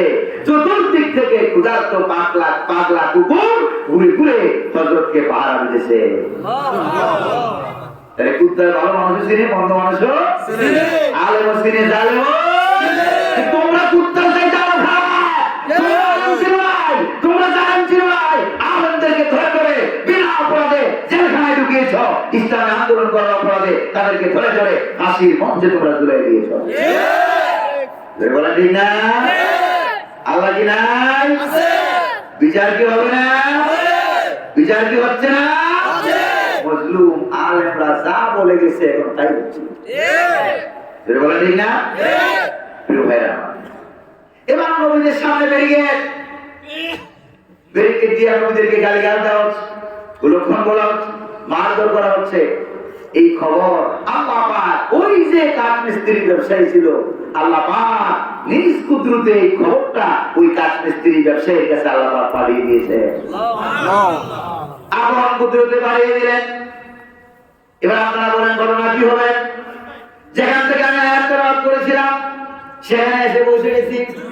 ঘটনাটা কি হবে এবার দেখেন। তার কাছে যখন পৌঁছে গেল, এবার কাঠমিস্ত্রি আগের থেকে দোকানকে আরো বাড়াবে, ব্যবসা বাণিজ্য আরো বাড়াবে, নবীদেরকে রক্ষা করার জন্য যাবে। সে তার ব্যবসার কথা বলে গেছে। খেয়াল করেন, ব্যবসার কথা বলে গিয়েছে, টাকা পয়সার কথা বলে গিয়েছে, স্ত্রী সন্তান বাল বাচ্চার কথা ভুলে গেছে। ভুলে গিয়া নবীদেরকে বাঁচাবার জন্য এমন জোরে দৌড় মেরেছে, তার দৌড়ের কথাটাও আল্লাহ পাক সূরা ইয়াসিনের ভিতরে উঠাইয়া দিয়েছে। সুবহানাল্লাহ বলবেন না? ওয়াজামিন আকসাল মাদিনাতি রাজুলুন ইয়াসা ক্বালা ইয়া কওমি ইত্তাবিউল মুরসালিন। সুবহানাল্লাহ। শহরের প্রান্ত থেকে কাঠমিস্ত্রি এমন জোরে দৌড় মারলো, দৌড় মারি আইসা একবারে নবীদের সামনে এসে দাঁড়িয়ে গেছে। সেখানে সিরিয়ার কাফের প্রেসিডেন্ট দাঁড়ানো, মন্ত্রী, প্রধানমন্ত্রী, তারপরে তাহলে এমপি মন্ত্রী মেম্বার চেয়ারম্যান সব এখানে দাও, নবীদের সঙ্গে তর্ক করতেছে, নবীদেরকে মারতেছে, গালিগাল দিতেছে। প্রিয় ভাইরা আমার, আপনারা বলেন নবীরা কি গালি খাওয়ার মানুষ না রহমতের মানুষ? রহমত এবং বরকতের মানুষ। প্রিয় ভাইরা আমার, তারা নবীদেরকে দায়ী করলো, অথচ ইসলাম বলছে কোন নবীর আমল নামায় কোনো গুনাহ নাই। আল্লাহ বলতে পারলেন আহলে সুন্নাত ওয়াল জামাতের আকীদা কি, আমাদের বিশ্বাসটা কি একটু ভালো করে খেয়াল করেন। আমাদের আকীদা হলো কোন নবীর আমল নামায় কোনো গুনাহ নাই। এই জন্য কোন নবীকে কবরে কোনো প্রশ্ন করা হয় নাই। সুবহানাল্লাহ বলেন।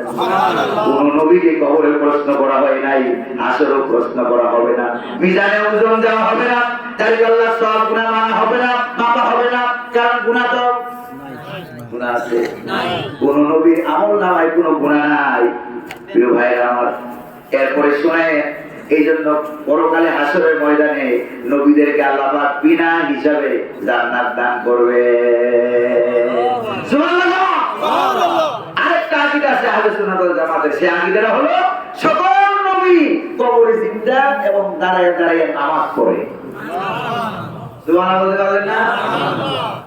হুজুর সাল্লাল্লাহু আলাইহি সাল্লাম মেরাজ থেকে এলেন, নেমে এলেন, এসে বললেন সাহাবারা, আমার সাহাবীরা, আমি যখন মেরাজ থেকে নেমে এলাম, মেরাজ যখন যাচ্ছিলাম, যাওয়ার সময় আমি বুরাকের মধ্য থেকে যখন তুর পাহাড়ের উপর দিয়ে যখন আমি যাচ্ছিলাম, তখন আমি বুরাক থেকে দেখলাম রাইতু মূসা কাইমান ইউসাল্লি ফি কবরিহি, মূসা আলাইহিস সালামকে দেখলাম তিনি তার কবরের ভিতরে দাঁড়িয়ে দাঁড়িয়ে নামাজ আদায় করছেন। রাওয়াহু মুসলিম, মুসলিম শরীফের হাদিস। সুবহানাল্লাহ বলেন না? সকল পয়গম্বর কবরে জিন্দা এবং দাঁড়িয়ে দাঁড়িয়ে কি করে? নামাজ পড়ে। তবে দুনিয়ার জীবন আর কবরের জীবন একরকম। কথা ক্লিয়ার? মাসালা ক্লিয়ার হয়েছে কিনা? এবার একটু ভালো করে খেয়াল করেন। শেষ করে দেবো না ঘটনাটা পুরো শুনবেন? শেষ করে দেবো না শুনবেন? তাহলে উঠা বসা করবেন না, উঠা বসা করবেন না, আশেপাশে কাউকে উঠবোস করতেও দিবেন না। ছোট ছোট বাচ্চা মানুষ তো বলা হয়, এদেরকে একটু তালিম দরকার আছে নাকি? এদেরকে একটু তালিম দেন, এই ঘটনা শুনো, বুঝো, এরপরে ভবিষ্যৎ তারা আমল করবে। আলহামদুলিল্লাহ বলে। আরে ছোট ছোট বাচ্চারা, তাদের গুরুত্বটা আন্দোলনে কম ছিল না। আমি দেখছি ছোট ছোট প্রাইমারি স্কুলের বাচ্চারা, আরে তারা নেমে গেছে রাস্তায় মিছিলে, তারা নেমে গেছে রাস্তায় মিছিলে, মিটিংয়ে। জোরের সময় দেখলাম, আমার বাসাটা কোন জায়গায় জানেন? অসুবিধা না, কেউ কথা বলবে না, দয়া করে কেউ কথা বলবে না। আশেপাশে কথা বললে তাফসীরের মাঝখানে লাইন দিও, লাইন নষ্ট হয়ে যায়। কেউ কথা বলবে না, মোবাইল কোনো রিসিভ করবেন না। প্রিয় ভাইরা, জরুরি প্রয়োজন হলে আপনি চলে যাবেন, কি কথা বলে জরুরি সেরে আবার চলে আসবেন। কথা ঠিক আছে নাকি? ঠিক নাই? প্রিয় ভাইরা, জোহরের নামাজের সময় দেখলাম আমার বাসাটা ঢাকা যাত্রাবাড়ি, ঢাকা সবচেয়ে মারাত্মক আন্দোলন যে জায়গা হয়েছিল, ওই জায়গার নাম কি? যাত্রাবাড়ি। আমার বাসাটাও যাত্রাবাড়ি, চৌরাস্তার পাশে। বাসাবাড়ি থেকে আমরা বেরোতে পারি নাই। নামাজের জন্য যখন বের হইলাম, জোহরের সময় দেখলাম যে পুরা বিশ্ব হাজার হাজার ছাত্র ছাত্রী ভরা। তাদের আবার মা বাবা আছে না? আছে। ওরা সব জায়গায় হাজির। প্রাইমারি স্কুলের ছোট ছোট বাচ্চারা হাজির। আসর সময় দেখলাম রাস্তা ফিরাম, জোহরের সময় দেখলাম, মাগরিবের সময় দেখলাম, আসরের পর 11 তলা ছাদের উপর উঠলাম। উঠে দেখলাম যাত্রাবাড়ি চৌরাস্তার চতুর্দিকে যত বিশ্বরূপ দেখা যায়, যত চোখের দৃষ্টি যায়, ততদূর পর্যন্ত লক্ষ লক্ষ মানুষের রাস্তা ভরা। এরপর নিজেও রাস্তায় গেলাম, না জানি আমার অপরাধী হয়ে যায় কিনা পরকালে, এই জন্য নিজেও রাস্তায় গেলাম। রাস্তায় গিয়ে দাঁড়ালাম, দেখলাম হঠাৎ হঠাৎ কোথা থেকে গুলি আসে দেখাও যায় না। হঠাৎ করে এদিক থেকে মারে, ওদিক থেকে মারে, কে মারে বোঝাও যায় না, দেখাও যায় না। তারা তাদের দলীয় সন্ত্রাসীদের হাতে রাইফেল পিস্তল দিয়া তারা এই ফাটকের ভিতরে ভিতরে বিভিন্ন বিল্ডিং এর টানেছি, তারা ছেড়ে দিয়েছিল। এক একটা গুলি করে আমার একবার একবার কানের সামনে দিয়ে একটা গুলি চলে গেল। আওয়াজ আমি শুনেছি, আমার পাশের লোকটা গুলি খেয়ে মারা গেছে। ব্যান গাড়ি দিয়ে এরকম ভাবে লাশ এক একটা গুলি আসে। আর 5ই আগস্টের দিন যা দেখলাম, ইন্ডিয়ান পুলিশ, বাংলাদেশি পুলিশ, সব পুলিশরা মিলে একটা লাইন কাতারে দাঁড়াইয়া তারা ছাত্রছাত্রীদের দিকে লক্ষ্য করে তারা সমানে 50, 60, 100 রাইফেল থেকে সমানে গুলি চালাচ্ছে। যেই গুলি চালে 50, 30টা লাশ একসাথে পড়ে যাচ্ছে। 20-30 লাশ একসাথে পড়ে যায়। নিজেকে আর রক্ষা করতে পারলাম না, দৌড়ে চলে গেলাম রাস্তায়, যায় দেখি ব্যান গাড়ি বুঝাই করে করে লাশ নিয়ে যাওয়া হচ্ছে। যতই লাশ পিছনে নিয়ে যায়, সামনে ছাত্ররা তত আগে যায়। এই ছাত্ররা, তোমাদের কি ভয় লাগে না? ভয় লাগে না তোমাদের? আগে বলবে ভয় লাগে না? তখন তারা আমাকে বললো যে হুজুর, আমাদের এখানে বিভিন্ন লাইন আছে, সিস্টেম করে আমরা দিয়ে রেখেছি। আমাদের এখানে শুধু এক লাইন না, অনেকগুলো লাইন আমরা সাজিয়ে রেখেছি। প্রথম লাইন যদি শহীদ হয়ে যায়, দ্বিতীয় লাইন সামনে আগিয়ে যাবে। দ্বিতীয় লাইন শহীদ হয়ে গেলে তৃতীয় লাইন আগায় যাবে। তৃতীয় লাইন শহীদ হয়ে যাবে, এরপরে লাইনটা আগিয়ে যাবে। যতক্ষণ পর্যন্ত জালিম শাসক ক্ষমতা থেকে পদচ্যুত না হচ্ছে, দেশ ছেড়ে না পালাচ্ছে, অথবা তাকে ধরে আমরা টুকরা টুকরা করতে যতক্ষণ না পারছি, ততক্ষণ পর্যন্ত আমাদের জিহাদ চলবে। একে একে শহীদ হয়ে যাব। আল্লাহু আকবার বলেন না? এই আন্দোলনের স্পিডের কারণে কোন হিন্দু আনাদি আদেশ স্বাধীন হয় নাই, ইহুদি আনাদি আদেশ স্বাধীন হয় নাই, সেকুলার দিয়ে দেশ স্বাধীন হয় নাই। দেশ স্বাধীন হয়েছে ছাত্রদের পরিচয়ের ভিতরে ছিল আমরা শহীদ হব। আবাবিল পাখি যখন বেরিয়ে গেল, তখন সেনাবাহিনী প্রধান দৌড়ে আসলেন, যাবা আমার ভাষায় আমি বলতেছি আপনাদেরকে, আবা স্বপ্ন তো দেখছিলেন 41টা, ঠিক না? স্বপ্ন দেখছিলেন 41 সাল। এখন ভালো করে শুনেন, আবাবিল পাখিরা যেভাবে আসতেছে আপনার দিকে, 40 মিনিটের বেশি সময় আমি আপনাকে দিতে পারবো না। ঠিক না? এবং ডাবল মাছ দৌড়ে পালায় গেছে, 12 কুড়িতে গাছের গোড়া ধরে নাড়া দিয়েছে, এক খেলা নগরী দিল্লি গিয়ে পড়ছে। বলেন ঠিক কিনা? এই ছাত্র সমাজ, শিশু, বাচ্চা, এরা আমাদের আগামী দিনের ভবিষ্যৎ, এরাই হবে দেশের হতো। ঠিক না ভাই? তারা জীবন দিয়েছে। আমি দেখছি মিছিলের সামনে ছোট ছোট বাচ্চা, বাচ্চারা দৌড়ে গেছে। আমার মুসল্লি আমাকে বলেছে, হুজুর আমার ছেলেরা ক্লাস 8-এ পড়ে, ঘরের মধ্যে দরজা জানালা বন্ধ করে বাইরে দিয়ে তালা দিয়ে রেখে এসেছি, তারা আমি আগে রাখতে পারি না। কিছুক্ষণ পরে গিয়ে দিকে তালা খোলা, সে নাই। রাতে বাজে 1:30, কয়টা বাজে? 1:30। রাতে 1:30 বাজে যায় দিকে বিশ্ব উঠে গেছে হাঁটি। আল্লাহ আকবার বলবেন না? রাতে 2:30, 3টা বাজে বিশ্ব উঠে গেলাম, যাই দেখি জোহরে, আসরে, মাগরিবে যা দেখলাম, রাতের 2:30 বাজে আরো বেশি আবাবিল পাখি। যাকে যাকে রাখলো কে বানাইছে? কে বানাইছে? আল্লাহ পাক পাঠিয়ে দিয়েছেন। শহীদদের ঘটনার কারণে আল্লাহ পাক সূরা ইয়াসিনের মান সম্মান বাড়িয়ে দিয়েছেন। একবার তেলাওয়াত করলে 10 কদম কোরআনে সওয়াব পাবে। সুবহানাল্লাহ। আছেন নাকি আপনারা? আছে। রাগ করতেছেন না বাবা? প্রিয় ভাইরা আমার, এই চার মিস্ত্রি এমন জোরে দৌড় মারলো, দৌড়ে এসে ডাইরেক্ট নবীদের সামনে দাঁড়িয়ে গেছে। সুবহানাল্লাহ। তার দৌড়, বেচারা গরিব মানুষ, অসহায় মানুষ, ঘোড়া নাই, উট নাই, গাধা নাই, খচ্চর নাই, শহরের এক প্রান্ত থেকে, মনে করেন আপনাদের এলাকা থেকে যদি এক দৌড়ে কুমিল্লা কান্দির পার চলে যায়, কমপক্ষে দৌড়ে যাইতে তো 1 ঘন্টা হলেও সময় লাগবে। লাগবে কিনা জোরে বলেন?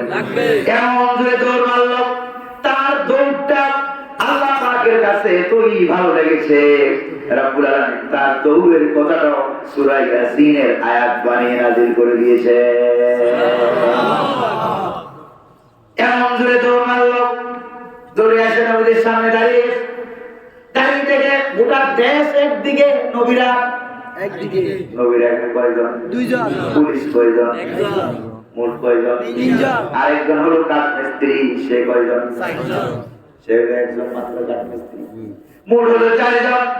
এবার গরিব মানুষটা কি বলে একটু ভালো করে খেয়াল করেন। সে বলতেছে, ইয়া কওমি ইত্তাবিউল মুরসালিন, ও আমার দেশের লোকেরা নবীদেরকে মানো। Direct order, direct order, direct order করলেন, অনুরোধ করেন নাই। একটা গরিব মানুষ প্রেসিডেন্ট সহ, প্রধানমন্ত্রী সহ, তারপরে এমপি মন্ত্রী সহ সবাইকে সে অর্ডার করেছে। আর সময় নাই, তোমরা নবীদের গায়ে হাত তুলেছো, আঘাত করেছো, গালিগাল দিয়েছো, এখন আর কোন অনুরোধের সময় নাই। ডাইরেক্ট অর্ডার করলাম, ইত্তাবিউল মুরসালিন, নবীদেরকে মানো। তাই এই কাঠমিস্ত্রি বেচারার সাহস কম না বেশি? গরিব মানুষ এত সাহস পাইলে গো। আপনাদের এলাকায় রাতের 2টা-3টে বাজে যখন কোনো মানুষ মারা যায়, গরিব মানুষ কোথা থেকে দৌড়ে চলে আসে, আইসে আপনাকে সান্ত্বনা দেয়, আত্মীয় স্বজনকে সান্ত্বনা দেয়, আর বলে যে ভাই কবরটা কোন জায়গায় করবে একটু দেখাই দেন, আর কবর করার জন্য আসছি। এরকম গরিব মানুষ আপনাদের এলাকায় নাই? জোরে বলেন না, আছে নাকি নাই? রিক্সাওয়ালা আছে কিনা? ভ্যান গাড়িওয়ালা আছে কিনা? রাস্তা দিয়ে হেঁটে যায়, রাস্তা দিয়ে যখন হেঁটে যায় তখন রিক্সাওয়ালা রিক্সায় উঠবে, ওই খালি বলে ডাক দেয়। কি বলে ডাক দেয়? এই খালি ভাই বলে ডাক দেয় না। গরিব মানুষ আমার ভাই হতে পারে না, নাউজুবিল্লাহ বলেন না। ভাই বলে ডাক দেয় না, খালি বলে ডাক দেয়, সালামটাও দেয় না। আপনাদের এলাকায় রিক্সাওয়ালা অনেক সালাম পায় না? অন্যের জমিনে যারা কাজ করে তারা বেশি সালাম পায় না। কেন পায় না? কারণটা কি বলেন? জোরে বলেন। কারণটা হলো গরিব, পকেটে পয়সা নাই। জোরে বলেন, ঠিক কিনা? অতীত সরকারের আমলে আমরা দেখেছি মসজিদের ইমাম সাহেব ইমামতি করে বেরিয়েছে, সামনে রিক্সার ড্রাইভার। আপনার কথা কিন্তু বলছি না, আপনার কথা বলছি না, এরকম ইমাম আমাদের দেশে ছিল। দালাল ছিল নাকি ছিল না? সামনে রিক্সা ড্রাইভার করলো, গরিব হওয়ার কারণে সালাম দেয় না, কিন্তু চেয়ারম্যানের পুরা মদ খাইতে খাইতে হাইটে যায়, ইমাম সাহেব হুজুর তারে সালাম দেয়। তাকে সালাম দেয় ভয়ে, সালাম দেয় হাদিয়ার জন্য, সালাম দেয় ভয়ে, না হলে ইমামতি চলে যাবে। প্রিয় ভাইরা আমার, এই গরিব মানুষগুলো আমাদের বিভিন্ন কাজে দুঃখের সময় আগে আসে, কিন্তু দুঃখের বিষয় হলো সত্য, যখন বিবাহ শাদী আচার অনুষ্ঠান হয়, খাবার দাবার জিয়ারত যখন হয়, বড় বড় লোকেরা আগে দাওয়াত পায়, গরিব গুলি দাওয়াত পায় না। আপনাদের এলাকার পরিস্থিতিও মনে ব্যতিক্রম না? যদি বলেন ঠিক কিনা? বেশ আগে যাবে না, ধনী রানা গরিবেরা। একটা গরিব মানুষের কথা আল্লাহ পাক কোরআন কারীমে বলেন, হাত সূরা ইয়াসিনের ভিতরে উঠাইয়া সূরা ইয়াসিনের দাম আল্লাহ পাক 10 গুণ বাড়ায়। সুবহানাল্লাহ। আপনারা আছেন নাকি নাই? আর বেশি না, অল্প সময় নেব। লোকটা দৌড়ে এসে বলল, ডাইরেক্ট অর্ডার, যতদূর শরীর ততদূর কলিজা। ডাইরেক্ট অর্ডার করে দিলেন, নবীদেরকে মানো। কেন নবীদেরকে মানতাম? ইত্তাবিউ মান লা ইয়াসআলুকুম আজরাও ওয়া হুম মুহতাদুন। তাদেরকে মানো। নবীরা যে তোমাদেরকে দাওয়াত দেয়, দাওয়াতের কোনো নিজেরা খাইয়া নিজের পয়সা খরচ করে দাওয়াত দেয়, দাওয়াতের বিনিময়ে তোমাদের কাছে একটা পয়সাও চায় না, বিনিময়ে চায় কার কাছে? কিন্তু বর্তমানে কি এটা আছে ভাই?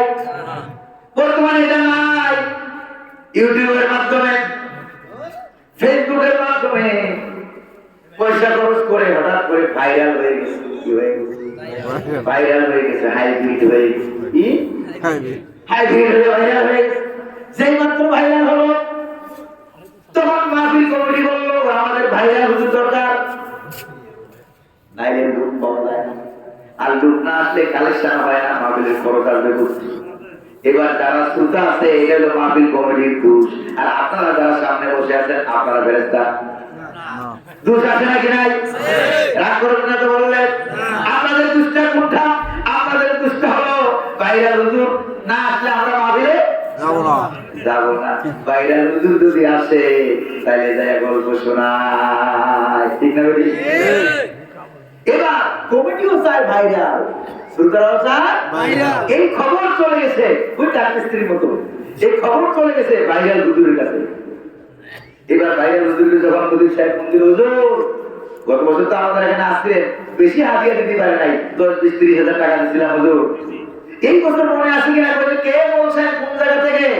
ভালো করে চিনতেছি না, কথা বুঝেন না? বিধর ওই যে হুজুরে এক জায়গায়, কুমিল্লা এলাকার যশপুর এলাকার ইমাম সাহেব হুজুর, খলিফ সাহেব হুজুর, মাদ্রাসার মুজাম সাহেব হুজুর বলছিলাম, হুজুর আপনার কি মনে নাই? তো মনে থাকবে কেমনে? এখন কি আলুর যুগ আছে? আলুর দাম কত কেজি জানো? কথা বুঝেন নাই? আগে 20,000 30,000 দিয়ে শেষ করে ফেলছে, এখন 80,000 কমে আমার গাড়ির চাকা ঘুরে না। কারণ কমিটিও পাগল, আপনারও পাগল। এবার 80,000 হুজুর লাগবে, ঠিক না ভাই? 1 লক্ষ টাকার কমে হুজুর এবার আসে না। আর কোরআন আল্লাহ পাক বলেন, ইত্তাবিউ মান লা ইয়াসআলুকুম আজরান ওয়া হুম মুহতাদুন। প্রিয় ভাইরা আমার, কোরআনে আল্লাহ পাক বলেন, তাদের অনুসরণ করো যারা তোমাদেরকে দাওয়াত দেয়।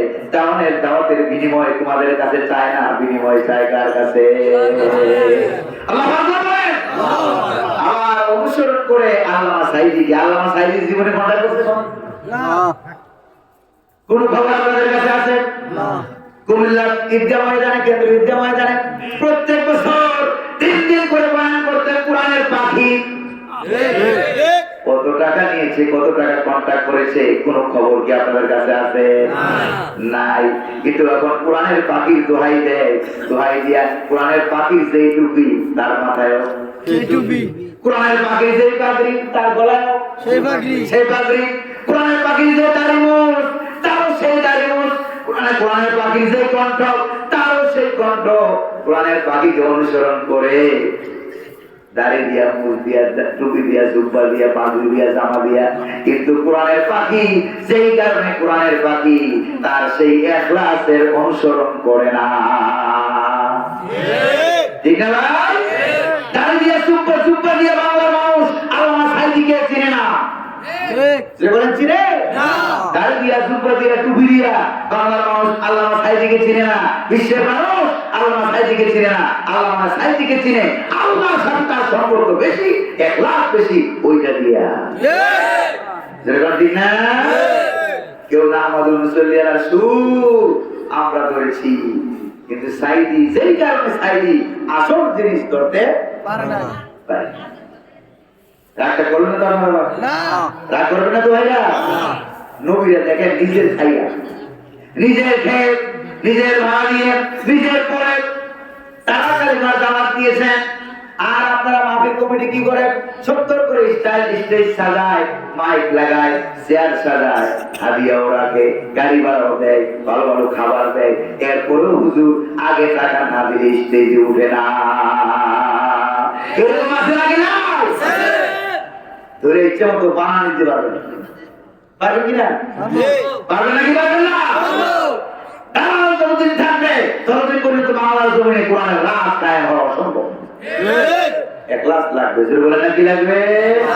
ওই যে কাঠমিস্ত্রি বেচারা কয়জন? একটা দেশের বিরুদ্ধে সে দাঁড়িয়ে গেল। 1 নাম্বার 2 নাম্বার ওয়াজ করলো, কোনো লাভ হলো না। 3 নাম্বারে এবার সে বলছে ওই কাঠমিস্ত্রি বেচারা 3টা ওয়াজ করেছে, ওয়াজগুলি আল্লাহর কাছে এত ভালো লেগেছে, আল্লাহ পাক সূরা ইয়াসিনের আয়াত বানিয়ে দিয়েছে। এবার নিজেকে ওয়াজ করে দেখেন, আর বললো ডাইরেক্ট, এবার করে ইনডাইরেক্ট। দেখি ইনডাইরেক্ট আপনার কুমিল্লার মানুষ ইনডাইরেক্টটা বুঝেন নাকি বুঝেন না দেখি। মিস্ত্রি বেচারা এবার বললো, ওয়া মারিয়ালা আবুদুল্লাযী ফাতারানি ওয়া ইলাইহি তুরজাউন। সুবহানাল্লাহ। সে বললো, আমার কি হলো? কেন আমি আল্লাহর প্রতি ঈমান আনবো না? কেন আমি আল্লাহর ইবাদত করবো না? তার আইন কেন মানবো না?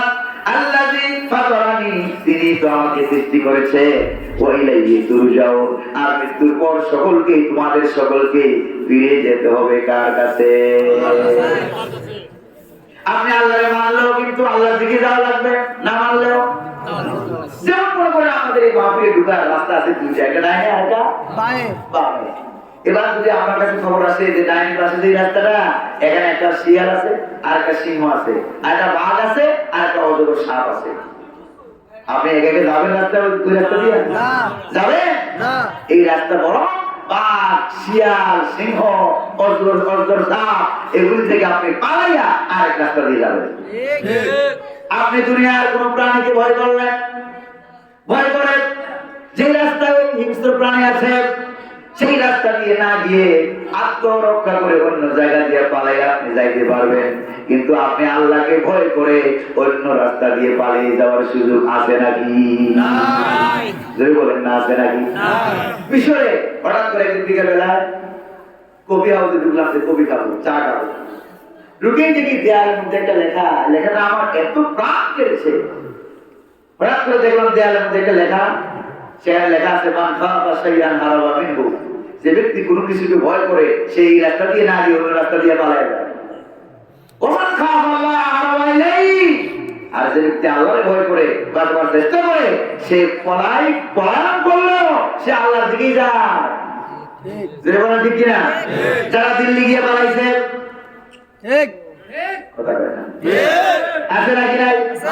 যারা দিল্লি গিয়ে পালিয়েছ, ইউরোপ আমেরিকায় গিয়ে পালিয়েছ, সিরিয়ার বাশার আল আসাদ পালাইছে, রাশিয়ায় কোথায় পালিয়েছ, দেশের জনগণের কিল খাওয়ার থেকে খনি খাওয়ার থেকে বাঁচার জন্য বিদেশে গিয়ে পালাইছ, কিন্তু আল্লাহর ধরা থেকে পালাইতে পারো না। ইন্ডিয়া দেখে না, ইন্ডিয়ার মালিক কে? রাশিয়ার মালিক কে? ইউরোপ আমেরিকার মালিক কে? আল্লাহ পাক মালিক। আল্লাহ থেকে বাঁচার কোনো ক্ষমতা নাই। শুধু পোলাপান মনে করে যে আরো বুড়ো হয়ে নামাজ কালাম করবো, আর বেটা তোমার বয়স তো বাড়তেছে, কার দিকে আগাচ্ছ? মনে চাইলো আল্লাহর দিকে যায়, মনে না চাইলো আল্লাহর দিকে যায়। প্রিয় ভাইরা, এই লোক এবার যখন বললো যে আমার কি হলো, কেন আমি মানবো না, আল্লাহরে মানবো না, আচ্ছা এই কথার মধ্যে একটা মেসেজ, একটা গোপন ইঙ্গিত আছে কিনা যে এই লোকটা নবীদের দলের লোক? এই ইঙ্গিত আছে নাকি না? কেন আমি আল্লাহরে মানবো না? এই ইঙ্গিতটা পাওয়ার পর এমপি, মন্ত্রী, চেয়ারম্যান, মেম্বার যারা কাফের বেদি, তারা এই লোকটাকে, ছেলেটাকে টার্গেট করলো। এই তুই কোন দলে, বাড়ি কই, কোন মার্কা তোর, কোন দল বল, তাড়াতাড়ি বল। আমাদের বাংলাদেশে এরকম একটা ছেলে তারা ধরিয়া এমন ভাবে মারছে, মারতে মারতে কোন দল বল স্বীকার কর। সে বলতেছে ভাই আমি তো শিবির না, ঘটনা করছে না, এমন ভাবে মারতেছে, কই না তুই শিবির, কই আমি শিবির না। কারণ শিবিরটা দূরের কথা, আমি মুসলমানই না, আমার নাম বিশ্বজিৎ, আমি হিন্দু। বলছে নাকি বলে নাই? এরপরও কি তারা ছাড়ছে? ছাড়ে নাই। কিন্তু হিন্দুরা পাগল হয়েছে, এই বিশ্বজিৎ হত্যার বিচার তারা চায় না। কারণ দেখছেন ওই শিবির বলে মারছে, ইসলামী দল বলে মারছে, এই জন্য বিশ্বজিৎ হত্যার বিচার তারা চায় না। আল্লাহ তাদের মাথায় ভালো বুদ্ধি দান করে বলি আমি, আরো যদি বলি আমি। কেউ বলে কোন দলের বল, তুই তো মনে হয় নবীর মানুষ, আল্লাহ মানুষ, ইসলামী দলের লোক মনে হয় তোমাকে দেখে। কোন দলের বল, কেউ তীর মারে, কেউ টান ধরে টান মারে, কেউ থাপ্পড় মারে, পরিচয় দেয় কোন দলের। এবার কাঠমিস্ত্রি বেচারা বললো, সকলে মিলে আমার পরিচয় জানতে চেয়েছো, আমার পরিচয়টা শোনো। ইন্নী আমানতু বিরাব্বিকুম ফাসমাউন। সুবহানাল্লাহ। নিশ্চয় আমি তোমাদের রবের প্রতি ঈমান এনেছি। কে? আমাদের রব। আমি আল্লাহর প্রতি ঈমান এনেছি, আমি নবীদের প্রতি ঈমান এনেছি, আমি একজন ঈমানদার। ফাসমাউন, এই নুনটা নিচে একটা জের দেওয়া আছে, তার অর্থ হলো এখানে একটা ইয়া ছিল, আগে একটা কি ছিল? ইয়া ছিল, ইয়াটাকে পরিবর্তন করা হয়েছে। তাফসীরে 4 লাইনের ভিতরে আছে ফাসমাউনি, অর্থাৎ তোমরা আমাকে ভালো করে শুনে রাখো। আমার পরিচয় জানতে চেয়েছো, আমি আল্লাহওয়ালা, আমি ইসলামী দলের, আমি কোরআনওয়ালা, আমার ধর্ম ভালো করে তোমরা শুনে রাখো, আমি একজন মুসলমান। আল্লাহু আকবার। এই এতটুকুন কথা যখন বললো, এই কথাটা বলার পরে মাইল বাড়বে না কমবে? মাইল বেড়ে গেল। কেউ মারে হাত দিয়া, তাফসীর প্রায় শেষ। কেউ মারে হাত দিয়া, কেউ মারে পা দিয়া, কেউ মারে পাথর দিয়া, কেউ মারে লাঠি দিয়া। মারতে মারতে তাফসীর আদ-দুররুল মানসুরের ভিতরে এসেছে, ইমাম জালালউদ্দিন সুয়ুতী রাহমাতুল্লাহ আলাইহি উল্লেখ করেছে, লোকটা দাঁড়িয়ে থাকতে পারে নাই, এবার সে বসে গেছে। আবার মারতেছে, বসেও থাকতে পারে নাই, এবার সে শুয়ে গেছে। শোয়ার পর ওরা মনে করছে মারা গেছে, উপর হয়ে শুয়ে গেছে। তারা লাশের উপরে উঠে নাচতে লাগলো। এই নাচানাচি বোধহয় বাংলার জমিনে ছিল না 28 অক্টোবরে, ছিল নাকি ছিল না? লাশের উপরে উঠে নাচতে লাগলো। তাফসীরের ভিতরে এসেছে লাশের উপরে উঠে নাচানাচি করার কারণে ওই হাবিবে নাজ্জার রাজমিস্ত্রি বেচারার পিঠের গোশতগুলো আলাদা হয়ে গেছে। হাবিবের গন্ডের হাড্ডিটা ভেঙে টুকরা টুকরা হয়ে গেছে, ভেঙে হাড্ডিটা একদিকে চলে গেছে আর গোশতগুলো আরেকদিকে চলে গেছে। ওরা মনে করছে মারা গেছে, আসলে এখনো মারা যায় নাই। রব্বুল আলামিন হযরত জিবরাইলকে ডাক দিয়ে বললেন, জিবরাইল জলদি করে যাও, সাত আকাশের সাতটা রহমতের দরজা খুলে দাও। সাত আকাশের রহমতের দরজা খুলে দেওয়া হলো। এরপরে কি করা হলো? জান্নাতের দরজা খুলে দাও, আকাশের দরজা জান্নাতের দরজাটা বরাবর করে দাও। বরাবর করে দেওয়ার পর এবার আমার ওই হাবিবে নাজ্জার নামক রাজমিস্ত্রি ওই বেচারা চেহারাটা একটু, মাথাটা একটু উঁচু করে ধরো, তার মাথাটা একটু উঁচু করে ধরো। হযরত জিবরাইল তার মাথা উঁচু করে ধরলেন। আমি আল্লাহ ওই লোকের চোখের পাওয়ার বাড়ায়া দিলাম।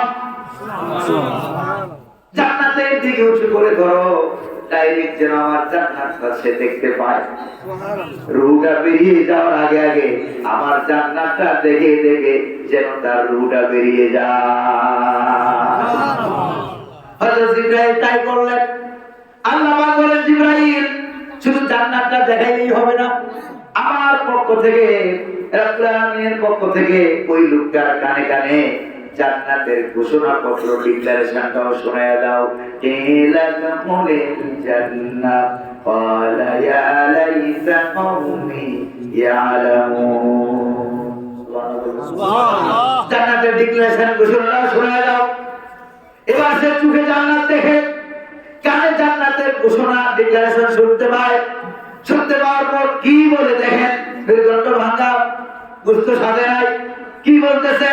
ইয়া লাইতা কওমি ইয়ালামুন বিমা গাফারা লি রাব্বি ওয়া জাআলানি মিনাল মুকরামিন। যারা মারতেছে তাদের জন্য সে আফসোস করছে, কাঁদতেছে আর বলতেছে, ইয়া লাইতা কওমি ইয়ালামুন, আমার জাতির লোকেরা যদি জানতো আল্লাহ আমাকে ক্ষমা করেছেন, আল্লাহ আমাকে মাফ করেছেন, আল্লাহ আমাকে জান্নাত দান করেছেন, এইটা যদি তারা জানতো কতই না ভালো হতো। যারা মারে ওরা তাদের জন্য কাঁদে। যাদেরকে তোমরা ধরে ধরে ফাঁসি দিয়েছ, ফাঁসির রশিদে ঝুলেছ, ইসলামের পার্টি করার অপরাধে, ঠিক কিনা বলেন? আমরা দেখেছি তাদের ফাঁসির আগে তাদের সামনে পুলিশ এসে হাজির হয়ে গেছে, বলতে স্যার বেশি সময় নাই, মাত্র 3 ঘন্টার সময় বাকি আছে। আসছেনি পত্র-পত্রিকা, মাত্র 3 ঘন্টার সময় বাকি আছে স্যার। কই যে 3 ঘন্টার ভিতরে 1 ঘন্টা 2 ঘন্টা আমি ঘুমাই নেই, 2 ঘন্টা পরে এসে তোমরা আমাকে জাগাইয়া দিও।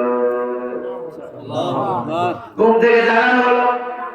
জাগানোর পর দেখেন আত্মীয় স্বজনকে খবর দেওয়া হয়েছে, ছেলে মেয়ে, নাতি নাতনি, স্ত্রী পুত্র, বাল বাচ্চা সব এই সামনে এসে হাজির হয়ে গেছে।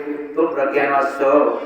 ওই যে বাবা 1 ঘন্টা পরে তো আপনাকে ফাঁসির রশিদে ঝুলায় মারা হবে, জীবনের শেষ দেখা করার জন্য আসলাম। ওই যে দেখা করা লাগবে না, আমার শাহাদাতের পর যদি আমার রক্তের উপরে পটল থাকো, আমার রক্তকে পুঁজি করে, আমাকে পুঁজি করে, রক্তকে পুঁজি করে দিন ইসলাম কায়েমের রাস্তায় যদি তোমরা থাকো, তাহলে আল্লাহ রাব্বুল আলামিন আমাদেরকে আর তোমাদেরকে জান্নাতের সিঁড়িতে দেখা করাইয়া দিবে। সব মনে করেন নাকি? তারপরে চলে এলো, কই যে তার সময় হয়ে গেছে, কই কোন দিকে যাবো বলো? পুলিশেরা মনে মনে ভাবলো, কত লোককে আমরা ফাঁসির দড়িতে ঝুলাবার জন্য আমরা নিয়ে গেছিলাম, কত মানুষকে সেখানে আমরা হাত বেঁধে নিয়ে গেছি, পা বেঁধে নিয়ে গেছি, জোর করে ধাক্কায় নিয়েছি, তারপরও যাইতে চায় না। কিন্তু এটা আবার কেমন মানুষ, এরা আবার কেমন আজীব মানুষ। কোন দিকে যাবো বলো? গায়ে ধরা লাগবে না, হাত পা বাঁধা লাগবে না, পুলিশ আর দূর দূরে দৌড়ে দূরে কদম দেয়, পুলিশের থেকে আগে দৌড়ে গিয়া ফাঁসির মঞ্চে ফাঁসির দড়ির নিচে দাঁড়ায় গেছে। আল্লাহু আকবার বলেন। কারণটা কি? তার আসল কারণ কি? কারণটা হলো পুলিশেরা ডানে বামে সামনে পিছনের থেকে দেখে লোকটা মৃত্যুর দিকে দৌড়ায়, আরে জীবন লীলা দুনিয়া থেকে মাত্র শেষ হয়ে যাবে। তারা দেখে এটা, আর যাকে ফাঁসি দেওয়ার জন্য নেওয়া হচ্ছে ইসলামী আন্দোলন করার অপরাধে, সেই লোকটা দেখতেছে ফাঁসির মঞ্চের দিকে দৌড়ায় না, সে দেখতেছে সাত আকাশের দরজা খোলা, জান্নাতের দরজা খোলা, জান্নাতের দিকে দৌড়ায়। আল্লাহু আকবার। হাদিসের ভিতরে এসেছে দুই ধরনের মানুষকে মৃত্যুর আগে আল্লাহ পাক জান্নাত দেখাইবে, কোনো সন্দেহ নাই। কয় ধরনের মানুষ? দুই ধরনের মানুষ। এক ধরনের মানুষ হলো আল্লাহর নবীরা, আম্বিয়া আলাইহিস সালাম, আল্লাহর নবীরা। আরেক ধরনের মানুষ হলো আল্লাহর শহীদেরা। সুবহানাল্লাহ। এক ধরনের নবীরা, আরেক ধরনের শহীদেরা। আবার কোন কোন হাদিসে এসেছে মৃত্যুর সময় মুমূর্ষ অবস্থায় যখন লোকটা শুয়ে যায়, আপনারা খেয়াল করছেন কিনা, লোকটা এখনই মারা যাবে, তার আত্মীয় স্বজনরা বসে আছে, অনেক খাবার দাবার নিয়ে বসে আছে। এবার এই লোকটা চোখ করে এদিক সেদিক তাকায়, মনে হয় যেন অনেক কিছু দেখে যেগুলি আমরা পাশে বসেও দেখি না। লোকটা যদি জান্নাতি হয়, জান্নাত দেখানো হয় অথবা জান্নাতের আলামত দেখানো হয়, আর তার জান্নাতি আত্মীয় স্বজন যারা ছিল তাদের স্বরূপ ধরে ফেরেশতারা হাজির হয়ে যায়। আল্লাহু আকবার বলবেন না?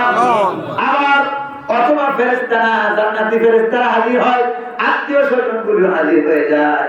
সে দেখতে পায় যে বাবা মারা গেছিল অনেক আগে, বাবা তো জান্নাতি হাজির হয়ে গেছে। সুবহানাল্লাহ।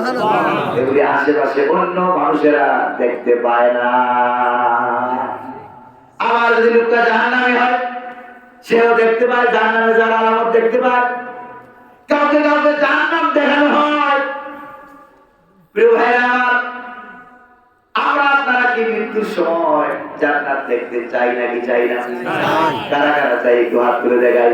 ও আল্লাহ, আজকে তাফসীরের শেষ প্রান্তে এসে দোয়া করি, আমরা যারা হাত তুললাম মৃত্যুর আগে তুমি আমাদেরকে জান্নাত দেখাইয়া দিও। তাফসীর আব্দুর মানসুরের ভিতরে আছে, এই লোকটা এখন মারা যায় নাই, কিন্তু জান্নাত দেখতেছে, সাত আকাশের দরজা খোলা, সে জান্নাত দেখতেছে। এবার জান্নাত যে দেখতেছে, তাফসীরের ভিতরে একটা ইবারত আছে, কাদিতা সালাত হায়াতুদ দুনিয়া বিল হায়াতিল আখিরাহ, মনে হয় যেন আল্লাহ রাব্বুল আলামিন ওই লোকটা দুনিয়ার হায়াতটাকে টান দিয়ে লম্বা করে জান্নাতে ডুবাইয়া দিয়েছে। আলহামদুলিল্লাহ বলবেন না? প্রিয় ভাইরা আমার, এরপরে এই সাইডটার লোককে তারা মেরে ফেলছে, নবীদেরকেও মেরে ফেলছে, পুলিশটাকেও মেরে ফেলছে, তারপরে ওই যে কাঠের স্ত্রী বেচারা তাকেও মেরে ফেলছে। এই চারজন লোককে যে মারলো, আল্লাহ তাআলা কি খুশি হয়েছে না রাগ করছেন? আল্লাহ পাক রাগ করলেন। রাগ করে তিনি সিদ্ধান্ত নিলেন, আমি সেই সিরিয়াবাসী থেকে আমি কি নেব, আমি প্রতিশোধ গ্রহণ করবো। তবে প্রতিশোধ গ্রহণ করার জন্য সর্বশেষ আর দুইটা আয়াত বাকি আছে। দুইটা আয়াত বাকি আছে। প্রতিশোধ গ্রহণ করার জন্য আমি আকাশ থেকে লক্ষ লক্ষ ফেরেশতা সৈনিক পাঠানো আমি জরুরি মনে করি না। সুবহানাল্লাহ। ওয়া মা আনজালনা আলা কওমিহি মিন বাদিহি মিন জুনদিন মিনাস সামাই ওয়া মা কুন্না মুনজিলিন। সুবহানাল্লাহ। আমি রাব্বুল আলামিন তাদেরকে প্রতিশোধ গ্রহণ করার জন্য আকাশ থেকে লক্ষ লক্ষ বাহিনী ফেরেশতা পাঠানো জরুরি মনে করি নাই, শুধুমাত্র একজন ফেরেশতা পাঠিয়ে দিয়েছি। কয়জন? জিবরাইল আলাইহিস সালামকে পাঠিয়ে দিলাম, জিবরাইল জলদি করে যাও সিরিয়ায় সেই অ্যান্টাকিয়া শহরে যে প্রান্ত দিয়ে ঢুকেছিল নবীরা, কাঠমিস্ত্রির বাড়িটা যেই প্রান্তে, যেখান দিয়ে তো নবীরা শহরে প্রবেশ করেছিল, সেখানে একটা গেট আছে। এই গেটের উপরে ও জিবরাইল, তোমাকে তো আমি 600 হাত দান করেছি। কয় শত? 600। এই 600 হাতের একটা হাত গেটের উপরে রাখো, আর আস্তে করে তাদের দিকে ফিরে আস্তে করে একটা চিৎকার মারো। কয়টা? জোরে চিল্লান দিবা না, কারণ ফেরেশতা যদি জোরে চিৎকার মারে আকাশ আর জমিন ভেঙে টুকরা টুকরা হয়ে কিয়ামত হয়ে যাবে। ইসরাঈল আলাইহিস সালাম সিংহাসনে দাঁড়িয়ে আছেন, ফু দিবে, সাত আকাশ সাত জমিন ভাঙিয়া চুরমার হয়ে যাবে। একবার মাত্র চিৎকার মারো, কয়বার? যতদূর চিৎকার মারলে তাদের জন্য সাউন্ড গ্রেনেড হিসাবে যথেষ্ট হয়ে যায়, ততটুক চিৎকার মারো। ফেরেশতা তাই করলো। ইন কানাত ইল্লা সাইহাতান ওয়াহিদা ফাইযা হুম খামিদুন। আল্লাহু আকবার। আল্লাহু আকবার। ফেরেশতা মাত্র সাইহাতান ওয়াহিদা, কয়টা চিৎকার? একবার মাত্র চিৎকার মারলো। ওই চিৎকার মারার সঙ্গে সঙ্গে ওই সিরিয়া এলাকার কাফের বেদিন ইহুদি মুশরিক, তাদের রাষ্ট্রে যারা সবগুলি তো কাফের ছিল, সব কাফের, তারপরে 14 গোষ্ঠী সুদ্ধা, তাদের এমপি, মন্ত্রী, প্রধানমন্ত্রী, প্রেসিডেন্ট, সবগুলি তাদের কানের পর্দা ফেটে গেছে, কলিজা ফেটে গেছে, হার্ট অ্যাটাক করে সঙ্গে সঙ্গে ফাইজা হুম খামিদুন, একবারে চিৎপটা মেয়ে সব মরে গেছে। আল্লাহ পাক বলবেন না, এরা চিৎপটা হয়ে মরে। প্রধান বিচারপতি ইন্দুরের গর্দ পায় নাই, পোলা পানের মার খেয়া জঙ্গলে গিয়ে কলা কথা শুয়েছে। দেখেন না আপনারা? যুবকেরা দেখো নাই? মুরব্বীরা তো দেখে এখন ফেসবুক মাঝে মাঝে। ওই দিন আমি দেখলাম গাড়ির মধ্যে এক মুরব্বী ঘুরে মানুষ ফেসবুক দেখে। আমি বললাম, মুরব্বী মুরব্বী কি করতেছে? এখন তো মুরব্বীও বলা যায় না, এটাও তো ভাইরাল, ঠিক আছে? মুরব্বী বলা যায় না, কি করতেছেন? আপনি কি পারেন? এটা আপনার চেয়ে ভালো করেন। মুরব্বীও কি চালায়? ফেসবুক চালায়, আমার থেকে বলে ভালো করে। দেখছেন কেন? প্রিয় ভাইরা আমার, মৃত্যুর সময় আল্লাহ আমাদেরকে জান্নাত দেখাই দেবে। আমিন। তবে একটা হাদিস, আপনারা আমার এলাকার মানুষ তো, কুমিল্লা এলাকার লোক, যদিও আমি থাকি ঢাকা, আমার কাছে একটা হাদিস মনে পড়ে যে এই যে লোকটা মারা গেল, তার একজন বামে একজন ফেরেশতা আছে না ভাই? এই দুইজন ফেরেশতা কোথায় গেল? এই ওয়াদা সব জায়গায় সবসময় পাওয়া যায় না, পাওয়া যায় না। আমার মনে চিন্তা আছে এই ঘটনা পড়ার পরে যে আল্লাহ, এই যে লোকটা মারা গেল, এই দুইজন ফেরেশতা, একজন ডানে আরেকজন বামে, মানুষ মারা যাওয়ার পরে আপনার সাথে ফেরেশতা নাই? আপনার সাথে নাই? আমার সাথে নাই? বিজ্ঞানীরা অনেক কিছু আবিষ্কার করেছে, কিন্তু ফেরেশতা আবিষ্কার করতে পারে নাই, জিন আবিষ্কার করতে পারে নাই, আকাশ আবিষ্কার করতে, কবরে কি হয় আবিষ্কার করতে, মরা মানুষ জিন্দা মানুষের মধ্যে পার্থক্য কি আবিষ্কার করতে পারে নাই। বিজ্ঞানীরা পারছে? এই জাতীয় ক্ষেত্রে বিজ্ঞান একেবারেই অজ্ঞান। আলহামদুলিল্লাহ বলবেন না? তাদের কাছে কোনো জ্ঞান নাই। এই হাদিসটা আমি এখনই বলছি যে ডান পাশে একজন, বাম পাশে একজন, মানুষ মারা গেলে এই ফেরেশতার দুজন কই যায়, কি করে, কোথায় যায়? এখানে বলছি আমরা একটা মুনাজাত করবো। মুনাজাতের আগে আপনাদেরকে আমি একটু টেস্ট করতে চাই যে কারা কারা মুনাজাত করবেন। ইনশাআল্লাহ তারা একটু হাত তুলে দেখেন, মুনাজাত করবেন কারা কারা? ইনশাআল্লাহ দেখেন আশেপাশে কি হাত না উঠায় উঠে সবাই উঠেছে তো? আলহামদুলিল্লাহ। আমার এলাকার মানুষ বুদ্ধিমান মানুষ, আলহামদুলিল্লাহ।